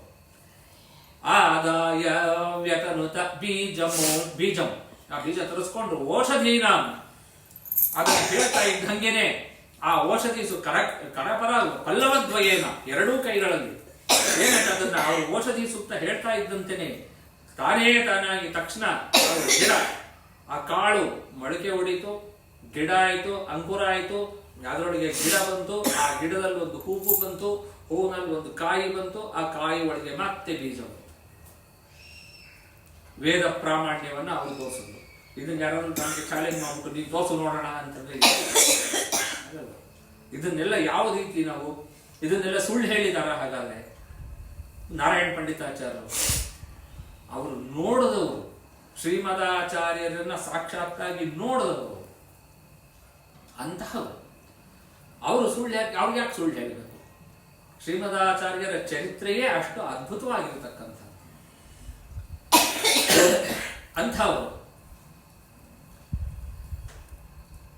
ಇನ್ನು ಅಲ್ಲಿಂದ ಮುಂದೆ ಬಂದಾಗ ಅಲ್ಲಿ ಜನಗಳು ಬಹಳ ಕಷ್ಟಪಡ್ತಿದ್ರು ಒಂದು ಬಂಡೆ. ಏಕೆಂದ್ರೆ ಇದಕ್ಕೆಲ್ಲ ದಾಖಲೆ ಇದೆ, ಬಹಳ ಮುಖ್ಯವಾದಂಥ ಅಂಶ. ಆ ಬಂಡೆ ಕಳಸದ ಹತ್ರ ಒಂದು ನದಿಗೆ ಅಲ್ಲಿ ಜನಗಳು ಓಡಾಡ್ಲಿಕ್ಕೆ, ಸೇತುವೆ ತರ ಓಡಾಡ್ಲಿಕ್ಕೆ ಅನುಕೂಲ ಮಾಡಿಕೊಡ್ಬೇಕು ಅಂದ್ಬಿಟ್ಟು ಆ ಜನಗಳು ಬಹಳ ಶ್ರಮ ಪಡ್ತಿದ್ರು. ನಿನ್ಯೇತಾಂ ಗಿರಿಮಿವ ವಾನರೀಕೃತಾತ್ಮ ಲೀಲಾವ ಕರಕಮಣೇನ ಸೋಮಲೇನ. ಅಲ್ಲಿ ಆ ಒಂದು ಬಂಡೆಯನ್ನು ಇವರು ಆ ಮಾರ್ಗದಲ್ಲಿ ಬಂದರು ಶ್ರೀಮದಾಚಾರ್ಯರು. ಅಲ್ಲಿ ಬಂದಾಗ ಇದು ಏನ್ ಮಾಡ್ತಿದ್ದೀರಾ? ಇಲ್ಲ, ಈ ಬಂಡೆನ ಅಲ್ಲಿ ನಾವು ಜರುಗಿಸ್ಬೇಕು, ಒಂದು ಸೇತುವೆ ತರ ಮಾಡ್ಕೊಂಡ್ಬಿಟ್ರೆ ಜನಗಳು ಓಡಾಡಕ್ ಅನುಕೂಲ ಆಗುತ್ತೆ. ಇದಕ್ಕೇನು ಭೀಮನೇ ಬರಬೇಕೋ ಏನೋ? ಹೌದೇನೋ? ಶ್ರೀಮದಾಚಾರ್ಯರು ಆ ಬಂಡೆಯನ್ನ ವಿಶೇಷ ಏನೂ ಪ್ರಯತ್ನ ಇಲ್ಲದೆ ಅದರ ಸ್ಥಳದಲ್ಲಿ ಇಟ್ಟರು. ಆ ಬಂಡೆಯ ಮೇಲೆ ಶ್ರೀಮನ್ ಮಧ್ವಾಚಾರ್ಯೇಣ ಏಕೇನ ಹಸ್ತೇನ ಆನೀಯ ಸ್ಥಾಪಿತ ಶಿಲಾ ಅಂತ ಅನ್ನೋದೊಂದು ಶಿಲಾಶಾಸನಿದೆ. ಆ ಬಂಡೆ ಮೇಲೆ ವಾದಿರಾಜರು ಕೂಡ ಕೂತ್ಕೊಂಡು ಅಲ್ಲಿ ತಮ್ಮ ಒಂದು ಸಂಸ್ಥಾನ ಪೂಜೆ ಮಾಡಿದ್ರು ಅಂತ ಅನ್ನೋ ಒಂದು ಉಲ್ಲೇಖನೂ ಇದೆ. ಅಂತಹವ್ರು ಶ್ರೀಮದಾಚಾರ್ಯ ಏನೇನು ಬೇಕಾದಷ್ಟು ಅವರು ಮಾಡಿದ್ರು. ಈಗ ನಮಗೆ ಬಾಕಿ ಎಲ್ಲದಕ್ಕಿಂತಲೂ ಈ ರೀತಿಯಾದಂತಹ ಮಹಿಮೆಗಳಿಗಿಂತಲೂ ನಮಗೆ ಅತ್ಯಂತ ದೊಡ್ಡವಾದಂತಹ ಮಹಿಮೆ ಯಾವುದು? ಭೂತ್ವಾ ಕ್ಷೇತ್ರೇ ವಿಶುದ್ಧೇ ದ್ವಿಜಗಣ ನಿಲಯೇ ರೂಪ್ಯ ಪೀಠಾಭಿಧಾನೆ ತತ್ರಾಪಿ ಬ್ರಹ್ಮಜಾತಿ ತ್ರಿಭುವನ ವಿಶದೇ ಮಧ್ಯಗೇಹಾಖ್ಯಗೇಹೇ ಪಾರಿವ್ರಾಜಾಧಿರಾಜಂ. ಪಾರಿವ್ರಾಜ್ ಅವರು ಪಾರಿವ್ರಾಜಕರವರು. ಪುನರ್ವಿಪದರೀಂ ಪ್ರಾಪ್ಯ ಕೃಷ್ಣಂಚ ನತ್ವಾ ಕೃತ್ವಾ ಭಾಷ್ಯಾಣಿ ಸಮ್ಯಕ್ ವ್ಯಕರುತ ಚ ಭವಾನ್ ಭಾರತಾರ್ಥ ಪ್ರಕಾಶಂ ವ್ಯತನುತ. ಮಹಾಭಾರತ ತಾತ್ಪರ್ಯ ನಿರ್ಣಯಾದಿಗಳನ್ನ, ಭಾಷ್ಯಾಣಿಗಳನ್ನ ಸರಿಯಾಗಿ ಬರೆದುಕೊಟ್ಟು ನಮಗೆ ಅದರ ಒಂದು ಯಥಾರ್ಥ ಜ್ಞಾನವನ್ನು ನಮಗೆ ಅವರು ಕರುಣಿಸಿದರು. ಐಶ್ವರ್ಯೈರಿತಿ ಲಘಿಮಾದಿಕೈರುಪೇತೋ ಮಧ್ವೋಭೂತ್ ತ್ರಿಭುವನ ಚಿತ್ರ ರತ್ನರಾಜ. ಎಷ್ಟು ಚೆನ್ನಾಗಿದೆ ಭಾಷೆನೇ ಅದ್ಭುತ. ಮಧ್ವೋಭೂತ್ ತ್ರಿಭುವನ ಚಿತ್ರ ರತ್ನರಾಜ. ಅವರನ್ನ ಯಾವ ರತ್ನಕ್ಕೆ ನಾವು ಹೋಲಿಸ್ಬೇಕು? ಯಾವ ರತ್ನಕ್ಕೂ ನಾವು ಹೋಲಿಸ್ಲಿಕ್ಕೆ ಸಾಧ್ಯ ಇಲ್ಲ ಅಂಥವು. ಐಶ್ವರ್ಯ ರೀತಿ ಲಘಿಮಾದಿಕೈರುಪೇತೋ. ಈ ಗಂಡವಾಟ ಪೂರ್ವವಾಟಾದಿಗಳು ಅವರೆಲ್ಲರೂ ಬಂದು ಒಂದು ಹೆಬ್ಬೆರಳು ಎತ್ತಲಿಕ್ಕಾಗ್ಲಿಲ್ಲ, ಅಥವಾ ಅವರ ಗಂಟಲನ್ನ ಅಮುಕಿ ಒತ್ತಿ ಹಿಡ್ಕೊಂಡ್ರು, ಅದು ಸಾಧ್ಯ ಆಗಲಿಲ್ಲ. ಶ್ರೀಮದಾಚಾರ್ಯರ ಒಂದು ಧ್ವನಿ ಏನಿತ್ತು ಅದು ಕುಗ್ಗಲಿಲ್ಲ, ಅದು ವ್ಯತ್ಯಾಸ ಆಗಲಿಲ್ಲ. ಸರಿ, ಹಾಗಾದ್ರೆ ಒಬ್ಬ ಚಿಕ್ಕ ಹುಡುಗ ವಟು ಆ ವಟುವಿನ ಹೆಗಲ ಮೇಲೆ ಕೂತ್ಕೊಂಡು ಪರಿತೋ ನೃಸಿಂಹಗೇಹಂ, ಆ ನರಸಿಂಹದೇವರ ಒಂದು ದೇವಸ್ಥಾನವನ್ನ ಪ್ರದಕ್ಷಿಣೆ ಮಾಡೋರು.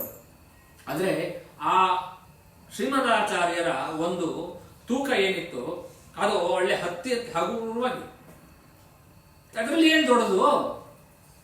ಅಷ್ಟಸಿದ್ಧಿಗಳು ಅವರ ವಶದಲ್ಲಿದೆ ಅಂತ ಹೇಳುವಂಥದ್ದು ಏನು ದೊಡ್ಡ ವಿಚಾರನೇನದು? ನಮಗೆ ಅರ್ಥವಾಗಲಿ. ಐಶ್ವರ್ಯ ಅಣುಮ ಲಘಿಮಾ ಚೈವ ಇದಿದೆ, ಅಣಿಮಾ ಮಹಿಮಾ ಚೈವ ಲಘಿಮಾ. ಈ ಅಷ್ಟಸಿದ್ಧಿಗಳೇನಿದೆ, ಈ ಅಷ್ಟಸಿದ್ಧಿಗಳು ಅವರ ಅಧೀನದಲ್ಲಿರತಕ್ಕಂಥದ್ದು. ಪ್ರಾಪ್ತ್ಯಪ್ರಾಖ್ಯ ಮೀಶಿತ್ವಂ ವಶಿತ್ವಂತ ಅಷ್ಟಸಿದ್ಧಯ, ಇವೆಲ್ಲವೂ ಕೂಡ ಅವರದು. ಅಂಥದ್ರಲ್ಲಿ ಶ್ರೀಮದಾಚಾರ್ಯರು ಆಟ ಆಡ್ತಿದ್ರು ಅಂತ ಇದರೊಳಗೆ ಬರುತ್ತೆ. ಸುಮಧ್ವಿಜಯದಲ್ಲಿ ಹೇಳ್ತಾರೆ, ಗ್ರಹಣ ನಿಗ್ರಹಣೆ ಗ್ರಹಣೆ ದೃಢೆ ಗುರು ಬರೋದ್ಧರಣ ನಿವಿಧೌ ಪಟವು. ಗ್ರಹಣ ನಿಗ್ರಹಣೆ ಗ್ರಹಣೆ ದೃಢೆ. ಗ್ರಹಣ ನಿಗ್ರಹಣ, ಗ್ರಹಣ ಅಂತಂದ್ರೆ ಏನು? ಹಿಡ್ಕೊಳ್ಳೋದು. ಆ ನಿಗ್ರಹಣ ಅಂತಂದ್ರೆ ಆ ಹಿಡ್ಕೊಂಡಿದ್ದನ್ನ ಬಿಡಿಸ್ಕೊಳ್ಳುವಂಥದ್ದು. ಮತ್ತೆ ದೃಢೇ ಗ್ರಹಣೆ, ಆಮೇಲೆ ಗಟ್ಟಿಯಾಗಿ ಹಿಡ್ಕೊಳ್ಳೋದು, ಅದನ್ನ ಅವ್ನು ಇನ್ನೊಬ್ಬ ಬಿಡಿಸ್ಕೋಬೇಕು, ಅವ್ನು ಆಗುತ್ತಾ ಇಲ್ಲ. ಗುರು ಬರೋದ್ಧರಣಾದಿವಿಧವು ಪಟವು, ಗುರು ಭಾರ, ಅತ್ಯಂತ ಭಾರವನ್ನ ಎತ್ತುವುದು ಇತ್ಯಾದಿಗಳಲ್ಲೆಲ್ಲವೂ ಕೂಡ ಶ್ರೀಮದಾಚಾರ್ಯರು ತಾವು ಓದ್ತಾ ಇದ್ದಾಗ ಚಿಕ್ಕ ವಯಸ್ಸಿನಲ್ಲಿ ಇದನ್ನೆಲ್ಲ ತಮ್ಮ ಜೊತೆಗಾರರಿಂದ ಅವರನ್ನೆಲ್ಲ ಸೋಲಿಸ್ತಿದ್ರು, ಅವರನ್ನ ಮೀರಿಸ್ತಿದ್ರು ಅಂತಿದೆ. ಏನು ಆಶ್ಚರ್ಯ! ಹಾಗಾಗಿ ಗ್ರಹಣ ನಿಗ್ರಹಣೆ ಅಲ್ಲರಿ. ನೀವು ಶ್ರೀಮದಾಚಾರ್ಯರು ಪರಶುಕ್ಲ ತ್ರಯರು, ರುಜು ಗಣಸ್ಥರು, ಅವರಿಗೆ ಅಜ್ಞಾನ ರೂಪವಾದಂತಹ ಕಾರ್ಯ ಇಲ್ಲ, ವಿಕಾರ ಇಲ್ಲ ಅಂತ ಇಷ್ಟೆಲ್ಲ ಕತೆ ಹೇಳಿ ಯಾರನ್ನೋ ಹಿಡ್ಕೊಂಡ್ರಂತೆ ಅವ್ರು ಬಿಡಿಸ್ಕೊಳಕ್ಕಾಗಲಿಲ್ಲ. ಇದು ಯಾವ ದೊಡ್ಡದು ಅಲ್ಲ. ಗ್ರಹಣ ನಿಗ್ರಹಣೆ ದೃಢೇ ಗ್ರಹಣೆ, ಗ್ರಹಣೆ ದೃಢೆ ಅಂತಂದ್ರೆ ಏನು ಅರ್ಥ? ಗ್ರಹಣ, ನಾವೆಲ್ಲರೂ ಕೂಡ ಗ್ರಹಣ ಹಿಡಿದವರಾಗಿದ್ದೀವಿ. ಯಾರಿಂದ? ಕಲಿಯಿಂದ ಗ್ರಹಣ. ಆ ಕಲಿಗ್ರಸ್ತವಾಗಿದ್ದೀವಿ ನಾವು. ಕಲಿಗ್ರಸ್ತವಾಗಿರತಕ್ಕಂತಹ ನಮ್ಮನ್ನ ಕಲಿಯಿಂದ ನಿಗ್ರಹ ಮಾಡತಕ್ಕಂಥವ್ರು, ಹೊರಗೆ ಎಳೆದು ಹಾಕತಕ್ಕಂಥವ್ರು ಯಾರು? ಶ್ರೀಮದಾಚಾರ್ಯರು. ಆಯ್ತಪ್ಪ, ನಿನ್ನನ್ನು ನೋಡಪ್ಪ, ಅಲ್ಲಿಂದ ಎಲ್ಲಿ ಬಿಟ್ಬಿಟ್ಟಿದ್ದೀನಿ, ತಗೊಂಡು ನೀನ್ ಹೊರಗಡೆ ಬಾ, ಬಂದಿದೀಯ, ಹೊರಗಡೆ ಎಳೆದು ಹಾಕಿದೀನಿ ನಿನ್ನ, ನೀನ್ ಬದುಕೋ ಹೋಗು ಅಂತ ಬಿಟ್ಬಿಡ್ತಾರ? ಇಲ್ಲ. ಯಾಕೆ? ನಾವು ಪುಸುಕ್ಕಂತ ಮತ್ತೆ ಹೋಗಿ ಕಲಿ ಒಳಗೆ ಬಿದ್ದು ಹೋಗ್ತೀವಿ.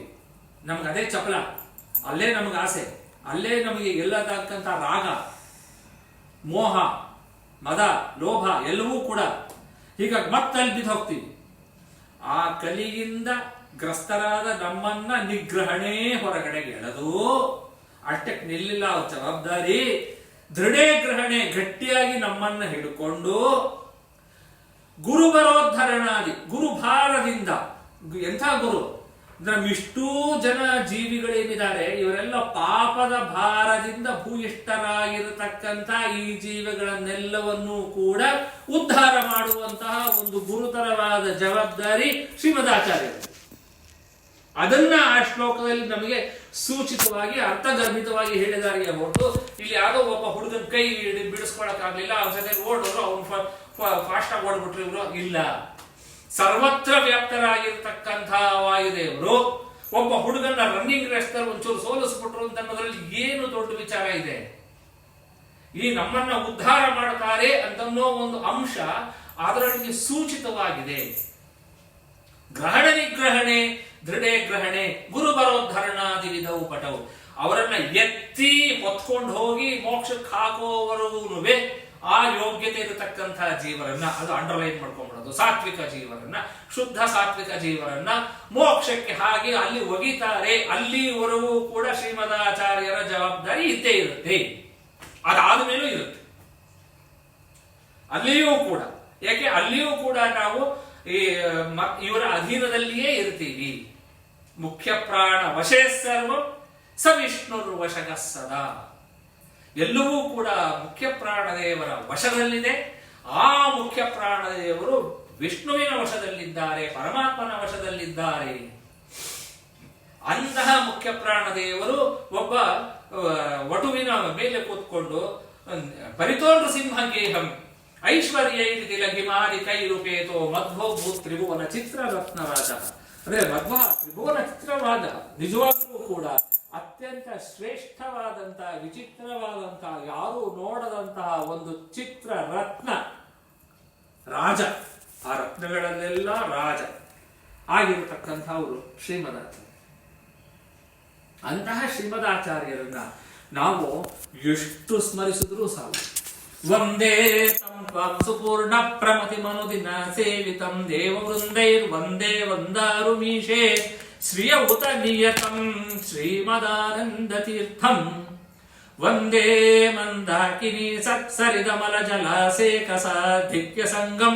ವಂದೇಹಂ ದೇವ ಭಕ್ತ್ಯ ಭವ ಭಯ ದಹನಂ ಸಜ್ಜನನ್ಮೋದಯಂತಂ. ಎಷ್ಟು ಸತಿ ಒಂದೇ ಒಂದೇ ಒಂದೇ ಅಂತ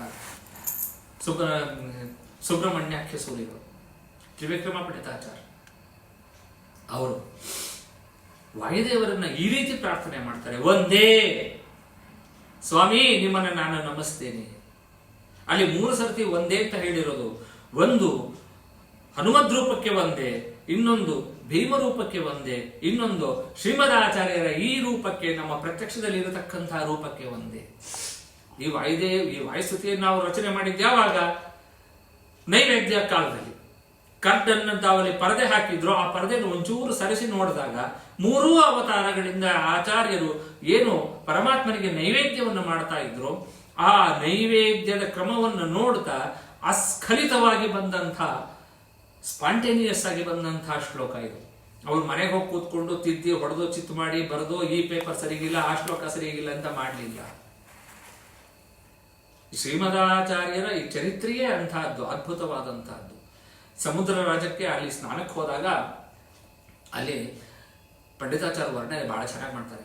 ಮಾಮೈನಂ ಭುವನ ಗುರಂ ವಿನಿಂದತೆಥಂ ನಿರ್ಭತ್ಸ್ಯಭ್ಯಪದಿತ ದಿವೋತ್ತರಂಗಹಸ್ತ ಸಂಕ್ಷೋಭೀ ಘನ ಘನ ಘೋಷ ಘೋರವೇಶ ಸಂರಂಭೀ ಖಲದಮನಾಯ ಸಿಂಧುರಾಜ. ಏನಂ ಭುವನ ಗುರುಂ ಮಾಮಾ ವಿನಿಂದತ. ಈ ಭುವನ ಗುರುಗಳನ್ನ ಬೈಬೇಡ್ರಿ, ಮಾ ಮಾ ವಿನಿಂದತ. ಏಕೆಂದ್ರೆ ಬೇರೆಯವರು ಆಡ್ಕೋತಿದ್ರು. ಅದಕ್ಕೆ ಅದನ್ನ ಹೇಳುವಂತೆ, ಅವರನ್ನ ಬೈಯುವಂತೆಯೋ ಏನೋ ಎಂಬಂತೆ ಆ ಸಮುದ್ರ ರಾಜ ತನ್ನ ಅಲೆಗಳನ್ನ ಉತ್ತರಂಗ ಮೇಲಕ್ಕೆ ಎತ್ತಿಕೊಂಡು, ಕೈಗಳನ್ನ ಮೇಲಕ್ಕೆ ಎತ್ತಿಕೊಂಡು ಯಾವ ರೀತಿ ಬರ್ತಾ ಇದ್ದಾನೋ ಹಾಗೆ ಅಲೆಗಳನ್ನ ಮೇಲಕ್ಕೆ ಎತ್ತಿಕೊಂಡು ಬಂದ. ಈ ರೀತಿಯಾಗಿ ಸಮುದ್ರ ರಾಜ ತನ್ನ ಒಂದು ಭಕ್ತಿಯನ್ನ ಶ್ರೀಮದಾಚಾರ್ಯರಿಗೆ ತೋರಿಸಿದ ಅಂತ ವರ್ಣನೆಯನ್ನ ಸುಮಧ್ವಿಜಯದಲ್ಲಿ ಅವರು ಮಾಡ್ತಾರೆ. ಏನು ಮಾಡೋರು ಶ್ರೀಮದಾಚಾರ್ಯರು? ಆದರ್ಶಂ ಗುಣಗಣ ದರ್ಶನೇ ಮುರಾರೇ. ಗುಣಗಣ ದರ್ಶನೇ ಮುರಾರೇ. ಪರಮಾತ್ಮನ ಸಕಲ ಕಲ್ಯಾಣ ಗುಣಗಳನ್ನ, ಅವನು ಸಕಲ ಕಲ್ಯಾಣ ಗುಣ ಪರಿಪೂರ್ಣ ಅನ್ನುವಂತಹ ಒಂದು ಅಂಶವನ್ನ ನಮಗೆ ಅತ್ಯದ್ಭುತವಾಗಿ ತೋರಿಸಿಕೊಟ್ರು. ಅಂತಹ ಶ್ರೀಮದಾಚಾರ್ಯರ ಅವರನ್ನ ಸ್ತೋತ್ರ ಮಾಡ್ತಾ ಎಲ್ಲ ದೇವತೆಗಳು, ನಾವು ಸುಮಧ್ವಿಜಯದಲ್ಲಿ ಮತ್ತೆ ಬರುತ್ತೆ ಈ ಅಂಶ, ಇದ್ದಕ್ಕಿದ್ದಂತೆ ಶ್ರೀಮದಾಚಾರ್ಯರು ಪ್ರವಚನ ಮುಗಿಸಿದಾಗ ಅಲ್ಲಿ ಅತ್ಯದ್ಭುತವಾದಂತಹ ಕಾಂತಿ ಬಂತು. ಬೇರೆ ಶಿಷ್ಯಂದ್ರಿಗೆ ಆಶ್ಚರ್ಯ ಆಯ್ತು, ಏನಿದು ಕಾಂತಿ, ಏನು ಇಷ್ಟೊಂದು ಬೆಳಕು ಎಲ್ಲಿಂದ ಬಂತು? ಆಗ ಹೇಳಿದ್ರು, ಶೇಷದೇವರು ಬಂದಿದ್ರು ಇಲ್ಲಿ ಕೇಳಲಿಕ್ಕೆ. ಅವ್ರು ಇಷ್ಟೊತ್ತಂಗ ತಲೆ ತಗ್ಗಿಸ್ಕೊಂಡು ಕೂತ್ಕೊಂಡು ಕೇಳ್ತಾ ಇದ್ರು. ಅವ್ರ ತಲೆ ಮೇಲೆತ್ತಿದಾಗ ಅವರ ಹೆಡೆಯಲ್ಲಿ ಇರತಕ್ಕಂತಹ ರತ್ನಗಳ ಕಾಂತಿಯ ಪ್ರಕಾಶ ಇಲ್ಲಿ ಬಿದ್ದದ್ದು ಈ ಭೂಮಿ ಮೇಲೆ. ದೇವಾದಿ ದೇವತೆಗಳು ಭುಜಂಗ ಭೂತೇಶ ವಿಹಂಗ ಪಾಲಿತೈ ಪ್ರವಂದಿತ ಸಾವಸರ ಪ್ರತೀಕ್ಷಣೈ ನನ್ನಾಮಸೋಯಂ ಗುರುಪೂರ್ವಕಾನ್ಯತೀನಹೋ ಮಹೀಯೋ ಮಹತಾಂ ವಿಡಂಬನಂ. ಭುಜಂಗ ಶೇಷದೇವರು, ಭೂತೇಶ ರುದ್ರದೇವರು, ಈ ಅನೇಕ ದೊಡ್ಡ ದೊಡ್ಡ ದೇವತೆಗಳು ಪ್ರವಂದಿತ ಸಾವಸರ ಪ್ರತೀಕ್ಷಣೈ ಶ್ರೀಮದಾಚಾರ್ಯರಿಗೆ ನಮಸ್ಕಾರ ಮಾಡೋದಕ್ಕೆ ಅವಕಾಶ ಯಾವಾಗ ಸಿಗುತ್ತೆ ಅಂತ ಕಾಯ್ತಾ ಇದ್ರೆ ಅಂತಹ ಶ್ರೀಮದಾಚಾರ್ಯರು ಅಚ್ಯುತ ಪ್ರೇಕ್ಷಾಚಾರ್ಯರಿಗೆ ನಮಸ್ಕಾರವನ್ನ ಮಾಡಿದರು. ಎಷ್ಟು ಚೆನ್ನಾಗಿದೆ ಅಲ್ಲ ವರ್ಣನೆ. ಮಹೀಯೋ ಮಹತಾಂ ವಿಡಂಬನಂ. ದೊಡ್ಡವರು ಮಾಡತಕ್ಕಂಥ ಈ ಒಂದು ಕ್ರಿಯೆಯೂ ಕೂಡ ಅತ್ಯಂತ ದೊಡ್ಡದಷ್ಟೇ. ಗುರುಗಳಿಗೆ ನಮಸ್ಕಾರ ಮಾಡಬೇಕು ಅಂತನ್ನೋದನ್ನ ಎಷ್ಟು ಅದ್ಭುತವಾಗಿ ನಮಗೆ ಸೂಚನೆ ಕೊಡ್ತಾರೆ.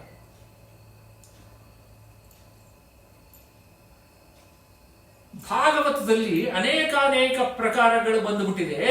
ಈ ಭಾಗವತವನ್ನ ನೀನು ಯಾವ ರೀತಿ ಇದರಲ್ಲಿ ಸರಿಯಾದಂತಹ ಭಾಗ ಯಾವುದು ಅಂತ ಕೇಳಿದಾಗ ಶ್ರೀಮದಾಚಾರ್ಯರು ಉತ್ತರ ಕೊಟ್ಟರು, ಇದೇ ಸರಿಯಾಗಿದೆ ಅಂತ. 5-6 ಒಂದು ಏನಿತ್ತು ಅಲ್ಲಿ ವರ್ಷನ್ಗಳು ಬೇರೆ ಬೇರೆ ಇತ್ತು, ಭಾಗವತದ ಪ್ರತಿಗಳು. ಅದರಲ್ಲಿ ಎಲ್ಲನ್ನು ನೋಡಿ ಇದರಲ್ಲಿ ಇರತಕ್ಕಂತಹದ್ದು ಮಾತ್ರ ಸರಿಯಾಗಿರುತ್ತೆ ಅಂತ ಹೇಳಿದಾಗ ನಿನಗೆ ಹೆಂಗ್ ಗೊತ್ತಿದೆಲ್ಲ ಅಂತ ಅಚ್ಯುತ ಪ್ರೇಕ್ಷಾಚಾರ್ಯ ಕೇಳಿದ್ರೆ, ಅತ್ರ ಜನ್ಮರಿನ ಯತ್ ಪಠಿತಂತೆ ಜೈತ್ರ ಭಾತಿ ಕಥಮಿತ್ಯ ಮುನೋಕ್ತೆ ಪೂರ್ವ ಜನ್ಮ ಸುಹಿ ವೇದ ಪುರೇದಂ ಸರ್ವಮಿತ್ಯಮಿತ ಬುದ್ಧಿರುವಾಚ. ಅಮಿತ ಬುದ್ಧಿ ಉವಾಚ. ಈ ಜನ್ಮದಲ್ಲಿ ನಾನು ಓದಲೇ ಇಲ್ಲ. ಪೂರ್ವ ಜನ್ಮ ಸುಹಿ ವೇದ ಪುರೇದಂ. ಇನ್ನು ಹಿಂದಿನ ಜನ್ಮಗಳಲ್ಲೇ ನಮ್ಗೆ ಇದೆಲ್ಲ ಆಗೋಗಿದೆ, ಪಾಠ ಪ್ರವಚನ ಎಲ್ಲ ಅಂತ ಹೇಳತಕ್ಕಂಥವ್ರು. ಯಾಕೆಂದ್ರೆ ಅವರಿಗೆ ಮರುವು ಇತ್ಯಾದಿ ದೋಷಗಳಿಲ್ಲ ಅವರಿಗೆ.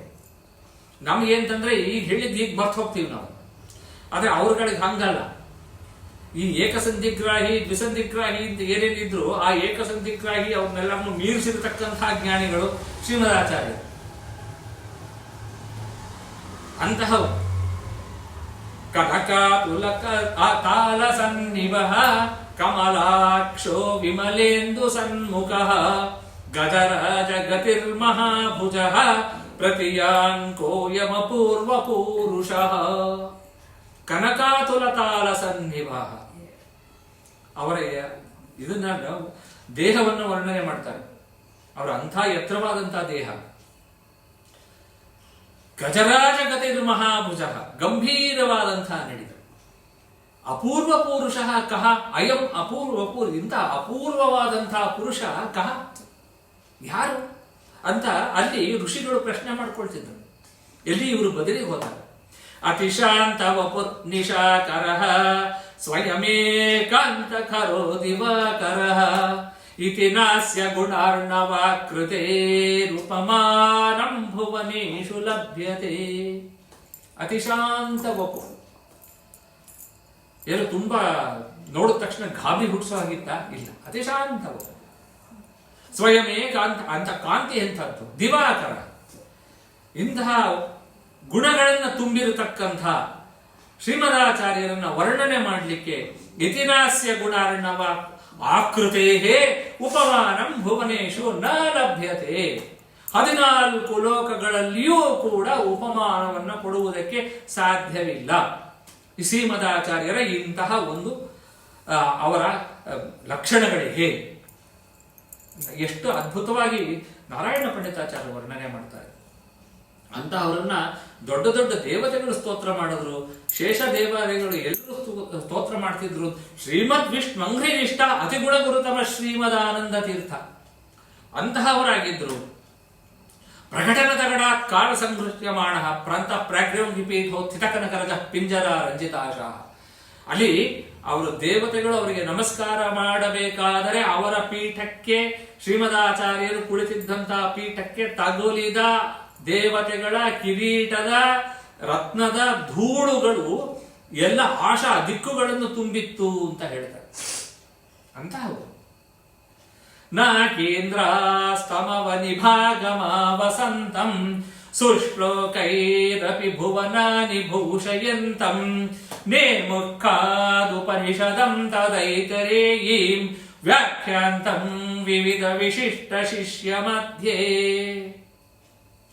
ಅಂತಹ ಶ್ರೀಮದಾಚಾರ್ಯರು ಐತರೇಯ ಸೂಕ್ತ, ಐತರೇಯ ಭಾಷ್ಯವನ್ನು ವ್ಯಾಖ್ಯಾನ ಮಾಡ್ತಾ ಉಪನ್ಯಾಸ ಮಾಡ್ತಾ ಕೂತಿದ್ರು. ವಿಶಿಷ್ಟ ಶಿಷ್ಯ ಮಧ್ಯೆ ಶ್ರೀಮದಾಚಾರ್ಯರ ಸಂಪರ್ಕಕ್ಕೆ ಬರಬೇಕಾದ್ರೆ ಎಂಥವ್ರು ಬರ್ಬೋದು? ಅಂಥ ದೊಡ್ಡ ದೊಡ್ಡ ಯೋಗ್ಯತೆ ಉಳ್ಳಂಥ ಶಿಷ್ಯರು. ಅಂಥವ್ರು ಹೇಗಿದ್ರು ಅವರು? ಶ್ರೀಮಂತಂ ಶಶಿವದನಂ ಕುಶೇಷಯಾಕ್ಷಂ ಗಂಭೀರ ಸ್ವರಮತಿ ದಿವ್ಯ ಲಕ್ಷಣಾಢ್ಯಂ ಪಶ್ಯಂತ ಸ್ವಗುರುಮಥಾರ್ಚಯನ್ ಕೃತಾರ್ಥ ವಾಣ್ಯಾತಂ ಹರಿರತಿ ಪೂರ್ಣ ಕಾಮಮೇತೆ ಆಹರೋ ದುರಾಗಮತಮಸ್ವಗೋ ಗಣೈಃ ಅಕರೋರ್ಮುಕುಂದ ಗುಣವೃಂದ ದರ್ಶನಂ ಅಜಯಶ್ಚತುರ್ದಶ ಜಗಂತಿ ಸದ್ಗುಣೈಃ ಶರಣಂ ಗುರೋ ಕರುಣಯಾಪಿ ನೋ ಭವೇ. ನಮಸ್ತೆ ಪ್ರಾಣೇಶ ಪ್ರಣತ ವಿಭವಾಯಾವ ನಿಮಗ ನಮಃ ಸ್ವಾಮಿನ್ ರಾಮ ಪ್ರಿಯತಮ ಹನುಮನ್ ಗುರುಗುಣ ನಮಸ್ತುಭ್ಯ ಭೀಮ ಪ್ರಬಲತಮ ಕೃಷ್ಣೇಷ್ಟ ಭಗವನ್ ನಮಃ ಶ್ರೀಮನ್ಮಧ್ವ ಪ್ರದಿಶ ಸುದೃಶಂ ನೋ ಜಯ ಜಯ ಇತಿ ನಿಗದಿತವಂತಸ್ತತ್ರ ವೃಂದಾರ ಕೇಂದ್ರಃ ಗುರು ವಿಜಯ ಮಹಾಂತಂ ಲಾಲಯಂತೋ ಮಾಂತಂ ವರುಷರಖಿಲ ದೃಶ್ಯಂ ಪುಷ್ಪವಾರಂ ಸುಗಂಧಂ ಹರಿದಯಿತ ವರಿಷ್ಠೆ ಶ್ರೀಮದಾನಂದ ತೀರ್ಥೇ. ಇದನ್ನ ಅವರು ಉಪನ್ಯಾಸ ಮಾಡ್ತಾ ಇದ್ದಾಗ ದೇವತೆಗಳೆಲ್ಲರೂ ಬಂದು ಪುಷ್ಪವಾರಂ ಸುಗಂಧಂ ಹರಿದಯಿತ ವರಿಷ್ಠೆ ಶ್ರೀಮದಾನಂದಕ್ಕೆ ಅವ್ರ ಮೇಲೆ ಈ ಪುಷ್ಪವೃಷ್ಟಿಯನ್ನ ಏನು ಮಾಡಿದ್ರು, ಆ ಪುಷ್ಪಗಳನ್ನೆಲ್ಲವನ್ನು ತೆಗೆದು ಆಮೇಲೆ ನೋಡಿದಾಗ ಅಲ್ಲಿ ಶ್ರೀಮದಾಚಾರ್ಯರು ಇರಲಿಲ್ಲ, ಅವರು ಅಂತರ್ಧಾನರಾಗಿದ್ರು. ಅಂತಹ ಅಂತರ್ಧಾನರಾಗಿರ್ತಕ್ಕಂಥ ಆ ಶ್ರೀಮದಾಚಾರ್ಯರ ಚರಿತ್ರೆ ಅತ್ಯಂತ ರಮಣೀಯವಾದಂಥ. ವಕ್ಷ್ಯಾಮಿ ವಾಯೋರವತಾರ ಲೀಲಾ. ಬೇರೆಯವರೆಲ್ಲ ಈಗ ಇಷ್ಟೊತ್ತ ತನಕ ಉತ್ತಮಾಧಿಕಾರಿಗಳು ಮಾಡಿದ್ದಾರೆ ಅಂತೆಲ್ಲ ಹೇಳ್ಬಿಟ್ಟು ನೀವೇ ಯಾಕೆ ಮಾಡ್ತಿದ್ದೀರಿ? ತಮಂತ್ರ ವರ್ಣೈರನು ವರ್ಣನೇಯಂ ಶರ್ವೇಂದ್ರ ಪೂರ್ವೈರಪಿ ವಕ್ತು ಕಾಮಿ ಸಂಕ್ಷಿಪ್ನು ವಾಕ್ಯೇ ಮಯಿ ಮಂದ ಬುದ್ಧೌ ಸಂತೋ ಗುಣಾಢ್ಯ ಕರುಣಾಂ ಕ್ರಿಯಾಸು. ದೊಡ್ಡ ದೊಡ್ಡರೆಲ್ಲ ಮಾಡಿದ್ದಾರೆ, ನೀನ್ ಯಾಕೆ ಮಾಡ್ತಿದ್ದೀ ಅಂತಂದ್ರೆ, ಇಲ್ಲ ನಾನು ಏನೋ ಮಂದ ಬುದ್ಧಿ. ಸಂಕ್ಷಿಪ್ನು ವಾಕ್ಯೇ ಮಯಿ ಮಂದ ಬುದ್ಧೌ. ನಮ್ಮ ಕಾಶಿಯಾಚಾರ್ಯರು ತಮ್ಮ ಸುಧಾ ಟಿಪ್ಪಣಿಯಲ್ಲಿ ಇದನ್ನು ಹೇಳ್ತಾರೆ. ನಂದು ತೊದಲು ಮಾತು, ಆ ನನ್ನ ತೊದಲು ಮಾತಿನ ವಾಕ್ಯಗಳನ್ನ ಜ್ಞಾನಿಗಳು ಸ್ವೀಕಾರ ಮಾಡ್ಲಿ ಅಂತ ಅವರು ಇಲ್ಲಿ ಕೇಳ್ಕೊತಾರೆ. ಅಂದ್ರೆ ಅವರಿಗೆ ಬಂದಿದ್ದು ಒಂದು ಪ್ರೇರಣೆ ಆ ಹಿಂದಿಂದು ಅವ್ರು ನೋಡಿದ್ರಲ್ಲ, ಸಂಕ್ಷಿಪ್ತ ವಾಕ್ಯೇ ಮೈ ಮಂದ ಬುದ್ಧವು. ಅಂದ್ರೆ ಸಂಪ್ರದಾಯ ಆ ದೊಡ್ಡವರು ಏನ್ ಹಾಕೊಟ್ಟಿದ್ದಾರೆ ಅದನ್ನ ಇವರು ನಮ್ಮ ಆಚಾರ್ಯರು ಅದನ್ನ ಅನುಸರಿಸ್ಕೊಂಡು ಹೋಗ್ತಾರೆ. ಅಂಥ ಒಂದು ಶ್ರೀಮದಾಚಾರ್ಯರ ಚರಿತ್ರೆ ಇದು ಕೂಡ ನಿತ್ಯ ನೂತನವಾದಂತಹದ್ದು. ಭಗವಂತನ ಚರಿತ್ರೆ ಯಾವ ರೀತಿ ನಿತ್ಯ ನೂತನವಾಗಿರುತ್ತದೋ ಅದೇ ರೀತಿ ಶ್ರೀಮದಾಚಾರ್ಯರ ಚರಿತ್ರೆಯೂ ಕೂಡ ಅತ್ಯಂತ ನಿತ್ಯ ನೂತನವಾದದ್ದು. ಅಂತಹ ಶ್ರೀಮದಾಚಾರ್ಯರ ಚರಿತ್ರೆಯನ್ನ ಕೃತಜ್ಞತಾಪೂರ್ವಕವಾಗಿ ಅವರು ನಮಗೆ ತೋರಿಸಿರತಕ್ಕಂಥ ಸನ್ಮಾರ್ಗದ ಒಂದು ಉಪಕಾರ ಸ್ಮರಣೆಗೋಸ್ಕರ ಅಷ್ಟೇ. ಇನ್ನೇನು ಶ್ರೀಮದಾಚಾರ್ಯರಿಗೆ ನಾವು ಮಧು ಅಭಿಷೇಕ ಮಾಡ್ತೀವಿ ಅಥವಾ ಕ್ಷೀರಾಭಿಷೇಕ ಮಾಡ್ತೀವಿ ಅಂತಂದ್ರೆ ಆ ಮಧು ಅಭಿಷೇಕ ಕ್ಷೀರಾಭಿಷೇಕದಿಂದ ಅವರಿಗೆ ಆಗಬೇಕಾದದ್ದೇನು ಅವರಿಗಿಲ್ಲ, ನಮಗಾಗಬೇಕು, ಅದಕ್ಕೋಸ್ಕರ ಮಾಡ್ತೀವಿ. ಆ ತತ್ವಜ್ಞಾನವನ್ನು ಕೊಟ್ಟಂಥ ಆ ಮಹಾನ್ ಮೂರ್ತಿಗೋಸ್ಕರವಾಗಿ ನಮ್ಮ ಕಿಂಚಿತ್ ಸೇವೆಗಳನ್ನ, ಅದು ಕಷ್ಟ, ಅದನ್ನು ಅವರೇ ಮಾಡಿಸ್ಕೋಬೇಕು ಗುರುಗಳು. ಶ್ರೀಮದಾಚಾರ್ಯರ ಪ್ರೇರಣೆಯಿಂದಲೇ ನಡೆಯತಕ್ಕಂಥದ್ದು ಸತ್ಕರ್ಮಗಳು ಕೂಡ. ಶ್ರೀಮದಾಚಾರ್ಯರ ಒಂದು ಪ್ರೇರಣೆ ಅಷ್ಟೇ ಅಲ್ಲ, ಪ್ರತಿ ಒಂದೊಂದೂ ಕೂಡ ಪ್ರಯತ್ನವೂ ಕೂಡ ಅವರಿಂದಲೇ ನಡೆಯಬೇಕು. ಅವರಿಲ್ಲದೆ ಇದ್ರೆ ಈ ದೇವತೆಗಳಿಗೆಲ್ಲ ಅವಾಗ ಜ್ಯೇಷ್ಠತ್ವ ಶ್ರೇಷ್ಠತ್ವ ಅಂತ ಹೇಳಲಿಕ್ಕೆ ಹೋದಾಗ ಏನಾಯ್ತು, ಅಲ್ಲಿ ನಾನು ಶ್ರೇಷ್ಠ ಅಂತ ಹೋದ್ರು. ಆಮೇಲಿಂದ ಒಬ್ಬೊಬ್ರು ಇಂದ್ರಿಯ ಅಭಿಮಾನಿ ದೇವತೆಗಳು ಒಂದೊಂದು ಕಡೆ ಹೋದ್ರೂ ಕೂಡ ಯಾವ ಇಂದ್ರಿಯವೂ ಕೆಲಸವೇ ಮಾಡಲಿಲ್ಲ. ಕಣ್ಣು ಕೆಲಸ ಮಾಡಲಿಲ್ಲ, ಮೂಗು ಕೆಲಸ ಮಾಡಲಿಲ್ಲ, ಬಾಯಿ ಕೆಲಸ ಮಾಡಲಿಲ್ಲ, ಕಿವಿ ಇಲ್ಲ, ತ್ವಗೀಂದ್ರಿಯ ಇಲ್ಲ. ಆಮೇಲೆ ಯಾವಾಗ ಮುಖ್ಯ ಪ್ರಾಣ ದೇಹದ ಒಳಗೆ ಪ್ರವೇಶ ಮಾಡಿದ್ರು ಆಗ ಇತರ ದೇವತೆಗಳ ಚಟುವಟಿಕೆ ಪ್ರಾರಂಭ ಆಯಿತು. ಆಮೇಲೆ ಆ ದೇವತೆಗಳೆಲ್ಲರೂ ಕೂಡ ತಮ್ಮ ತಮ್ಮ ಇಂದ್ರಿಯಗಳನ್ನ ಬಿಟ್ಟು ಹೊರಟರು. ಕಣ್ಣು ಹೋಯ್ತು ಅಂತ ತಕ್ಷಣ ಏನು, ಅವರಿಗೆ ದೃಷ್ಟಿ ಹೋಯ್ತು, ಕಿವಿ ಕೇಳಿಸ್ಲಿಲ್ಲ, ನಾಲಿಗೆ ರುಚಿ ಕಂಡುಹಿಡಿಲಿಲ್ಲ, ಕಣ್ಣು ಕಾಣಿಸ್ಲಿಲ್ಲ. ಈ ರೀತಿ ಆಯ್ತು ಅಷ್ಟೇ ಹೊರತು ಅವರಿಗೆ ದೇಹ ಮಾತ್ರ ಹಾಗೆ ಇತ್ತು, ಉಸಿರಾಡ್ತಾನೆ ಇತ್ತು. ಯಾವಾಗ ಮುಖ್ಯ ಪ್ರಾಣ ದೇವರು ಹೊರಗಡೆ ಬಂದರು ಆಗ ದೇಹ. ಅಂದರೆ ಇತರ ಇಂದ್ರಿಯಾಭಿಮಾನಿ ದೇವತೆಗಳಿಗೂ ಕೂಡ ಶಕ್ತಿಯನ್ನು ಕೊಡತಕ್ಕಂಥ, ಪ್ರೇರಣೆಯನ್ನು ಕೊಡತಕ್ಕಂಥ ಮಹಾತ್ಮರು ಶ್ರೀಮದಾಚಾರ್ಯರು, ರುಜುಗಣಸ್ಥರು, ಶ್ರೀಮನ್ ಮಧ್ವಾಚಾರ್ಯರು. ಹಾಗಿದ್ದಾಗ ಇನ್ನು ನಾವಿನ್ನೆಂಥ ಇನ್ನೇನು ಅಂತ ನಾವು ಹೇಳಬೇಕು, ನಮ್ಮದೇನಂತ ಹೇಳ್ಕೋಬೇಕು ನಾವು. ಹೀಗಾಗಿ ನಮ್ಮೊಳಗೆ ನಿಂತು ನಮ್ಮ ಇಂದ್ರಿಯಗಳಲ್ಲಿ ಇರತಕ್ಕಂಥ ಅಭಿಮಾನಿ ದೇವತೆಗಳನ್ನ ಪ್ರೇರೇಪಿಸಿ ಅವರ ಮುಖಾಂತರ ತಮ್ಮ ಸೇವೆಯನ್ನು ತಾವೇ ಮಾಡಿಸಿಕೊಳ್ಳುವಂಥ ಒಂದು ಯೋಗ್ಯತೆಯಿಂದ ನಮಗೆ ಅವರು ದಯಪಾಲಿಸಲಿ ಅಂತ ಅಷ್ಟೇ ಬೇಡ್ಕೋ. ಅವರು ರಚಿಸಿರತಕ್ಕಂಥ ಗ್ರಂಥಗಳ ಕಿಂಚಿತ್ ಸಾರವನ್ನಾದರೂ ಕೂಡ ನಮಗೆ ಅರ್ಥ ಮಾಡಿಕೊಳ್ಳುವಂತಹ ಒಂದು ಯೋಗ್ಯತೆಯನ್ನ ಅವರು ನಮಗೆ ಪ್ರಕಟಪಡಿಸಲಿ ಅಂತ ಅಷ್ಟೇ ಪ್ರಾರ್ಥನೆ ಮಾಡಬಹುದು. ಅವರ ಒಂದೊಂದು ಅಕ್ಷರವೂ ಕೂಡ ಅತ್ಯದ್ಭುತವಾದದ್ದು. ಬಾಲಸಂಘಮಪಿ ಬೋಧಯದೃಶಂ ದುರ್ನಿರೂಪ ವಚನಂಚ ಪಂಡಿತೈ. ಒಂದು ಸಣ್ಣ ವಾಕ್ಯ ಬರೆದಿರ್ತಾರೆ. ಆ ಸಣ್ಣ ವಾಕ್ಯಕ್ಕೆ ಎಷ್ಟು ನಾವಲ್ಲೇ ಅವತ್ತು ದಿವಸ ಅಥ ಅಂತ ಅನ್ನೋದನ್ನ ಶಬ್ದ ತಗೊಂಡಾಗ ಅದು ಸೂತ್ರ ಭಾಷೆಯಲ್ಲಿ ಏನು ಬಂದಿದೆ, ಅದಕ್ಕೆ ಟೀಕಾರಾಯರ ಪಂಕ್ತಿ ಎಷ್ಟಿದೆ, ನಂತರ ಟಿಪ್ಪಣಿಕಾರರ ವ್ಯಾಖ್ಯಾನಗಳು ಎಷ್ಟಿದೆ, ಅದು ಅಷ್ಟು ದೊಡ್ಡದು. ಒಂದು ಶಬ್ದಕ್ಕೆ ಅಷ್ಟು. ಅತಃ ಶಬ್ದ ಮಂಗಳಾರ್ಥ ಅಧಿಕಾರಾನಂತರ್ಯಾರ್ಥಶ್ಚ, ಇದಿಷ್ಟೇನೆ ಬ್ರಹ್ಮಸೂತ್ರ ಭಾಷೆದ ಒಂದು ವಾಕ್ಯ. ಅದಕ್ಕೇನೆ 10-15 ಪೇಜ್ ವ್ಯಾಖ್ಯಾನಗಳು, ಟಿಪ್ಪಣಿಗಳು ಬಂದ್ಬಿಟ್ಟಿದೆ. ಅಂದ್ರೆ ಅಷ್ಟು ಅದ್ಭುತವಾಗಿರತಕ್ಕಂಥ ಗಂಭೀರತ್ವ ನಾಮ ಕಿಮ್ ಅಂತಂದ್ರೆ ಏನಂತ, ಅಲ್ಪಾಕ್ಷರ ಘಟಿತತ್ವೇ ಸತಿ ಬಹ್ವರ್ಥ ಬೋಧಕತ್ವ. ಅಲ್ಪಾಕ್ಷರದಿಂದ ಕೂಡಿರುತ್ತೆ, ಬಹು ಅರ್ಥವನ್ನು ಹೊಂದಿರತಕ್ಕಂಥದ್ದು. ಅದನ್ನ ನಾವೇನಂತ ಕರಿತೀವಿ, ಬಹ್ವಾರ್ಧ ಬೋಧಕತ್ವ. ಅಂತಹದ್ದನ್ನ ನಾವು ಗಂಭೀರ ಅಂತ ಕರಿತೀವಿ. ಪ್ರಮಾಣ ಪದ್ಧತಿನಲ್ಲಿ ಇದು ಬರುತ್ತೆ, ಗಂಭೀರ ಶಬ್ದ ವಾಚ್ಯ ಅಂತ ಬರುತ್ತೆ.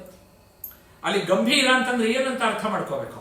ಪ್ರಮಾಣ ಲಕ್ಷಣದಲ್ಲಿ ಶ್ರೀಮದಾಚಾರ್ಯರು ಏನನ್ನ ಸೂತ್ರಪ್ರಾಯವಾಗಿ ಹೇಳಿದರೆ ಅದರ ವಿಶೇಷವಾದಂಥ ಅತ್ಯಧಿಕವಾದಂಥ ವಿವರಣೆಯನ್ನ ಉಳ್ಳಂಥ ಗ್ರಂಥ ಪ್ರಮಾಣ ಪದ್ಧತಿ. ಗಂಭೀರ ಶಬ್ದವಾಚ್ಯ ಯದ್ಯಪಿ ಶುರುವಾಗಿತ್ತು. ಗಂಭೀರ ಶಬ್ದವಾಚ್ಯ ಅಂತಂದಾಗ ಗಂಭೀರ ಅಂತಂದ್ರೆ ಅಲ್ಪಾಕ್ಷರ ಗಣಿತತ್ವೇ ಸತಿ ಬಹ್ವರ್ಥ ಬೋಧಕತ್ವಂ.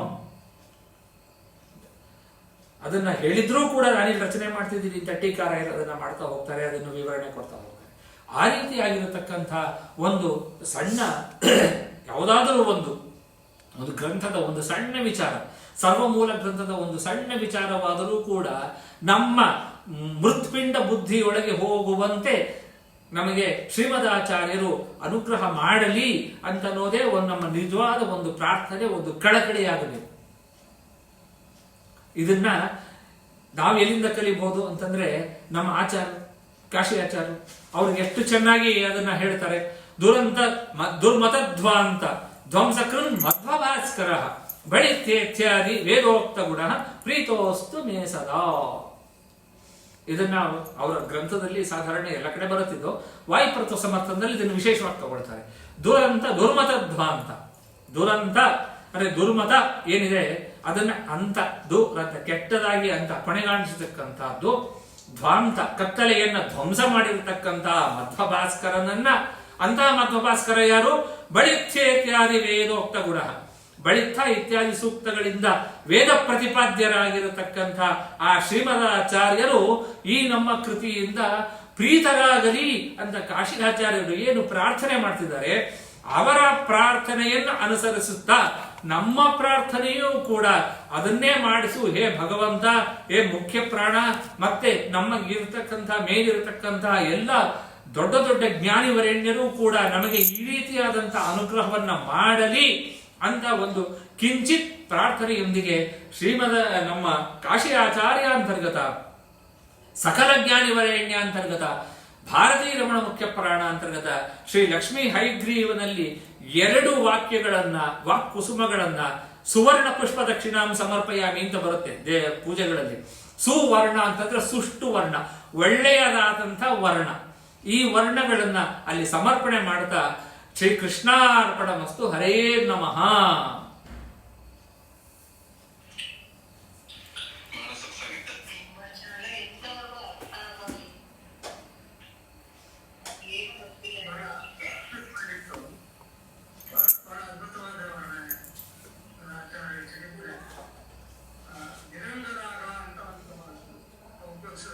ಹಾ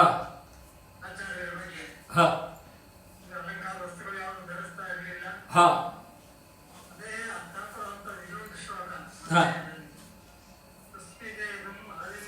ಹಾ ಸುಸ್ಮಿತೇಂದು ಮರವಿಂದ ಲೋಚನಂ.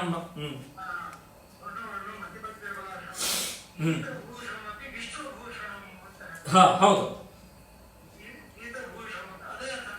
ಹೌದು, ಅದೇ ಅರ್ಥ.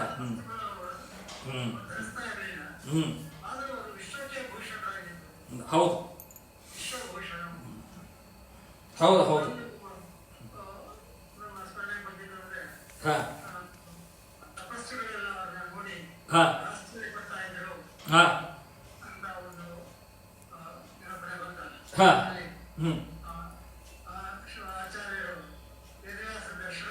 ಹಾ ಕೋಯಮ ಪೂರ್ವ ಪೂರುಷ.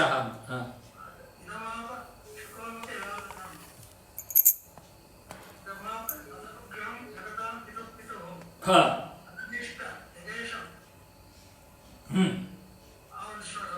ಹೌದು ಹೌದು, ಅದೇ ಅದು ಏನಂದ್ರೆ ತುಂಬಾ ಇದೆ. ಈಗ ಇದು 16ನೇ ಸರ್ಗದಲ್ಲೂ ಬೇಕಾದಷ್ಟು ಬಂತು. ಅದು ಏನಂದ್ರೆ ನಿಮ್ಗೆ ಇಲ್ಲಿ ನಾನು ಹಂಗೂ ಇವತ್ತು 1.5 ಗಂಟೆ ಕಾಲ ಆಗೋಗಿದೆ. ಅಲ್ಲ ನಿಜವಾಗ್ಲೂ ಹೌದು, ಈ ತರದ್ದನ್ನ ನಾವು ಆ ಮೇಲಿಂದ ಮೇಲೆ ಸ್ಮರಣೆ ಮಾಡ್ತಾನೆ ಇರ್ಬೇಕು.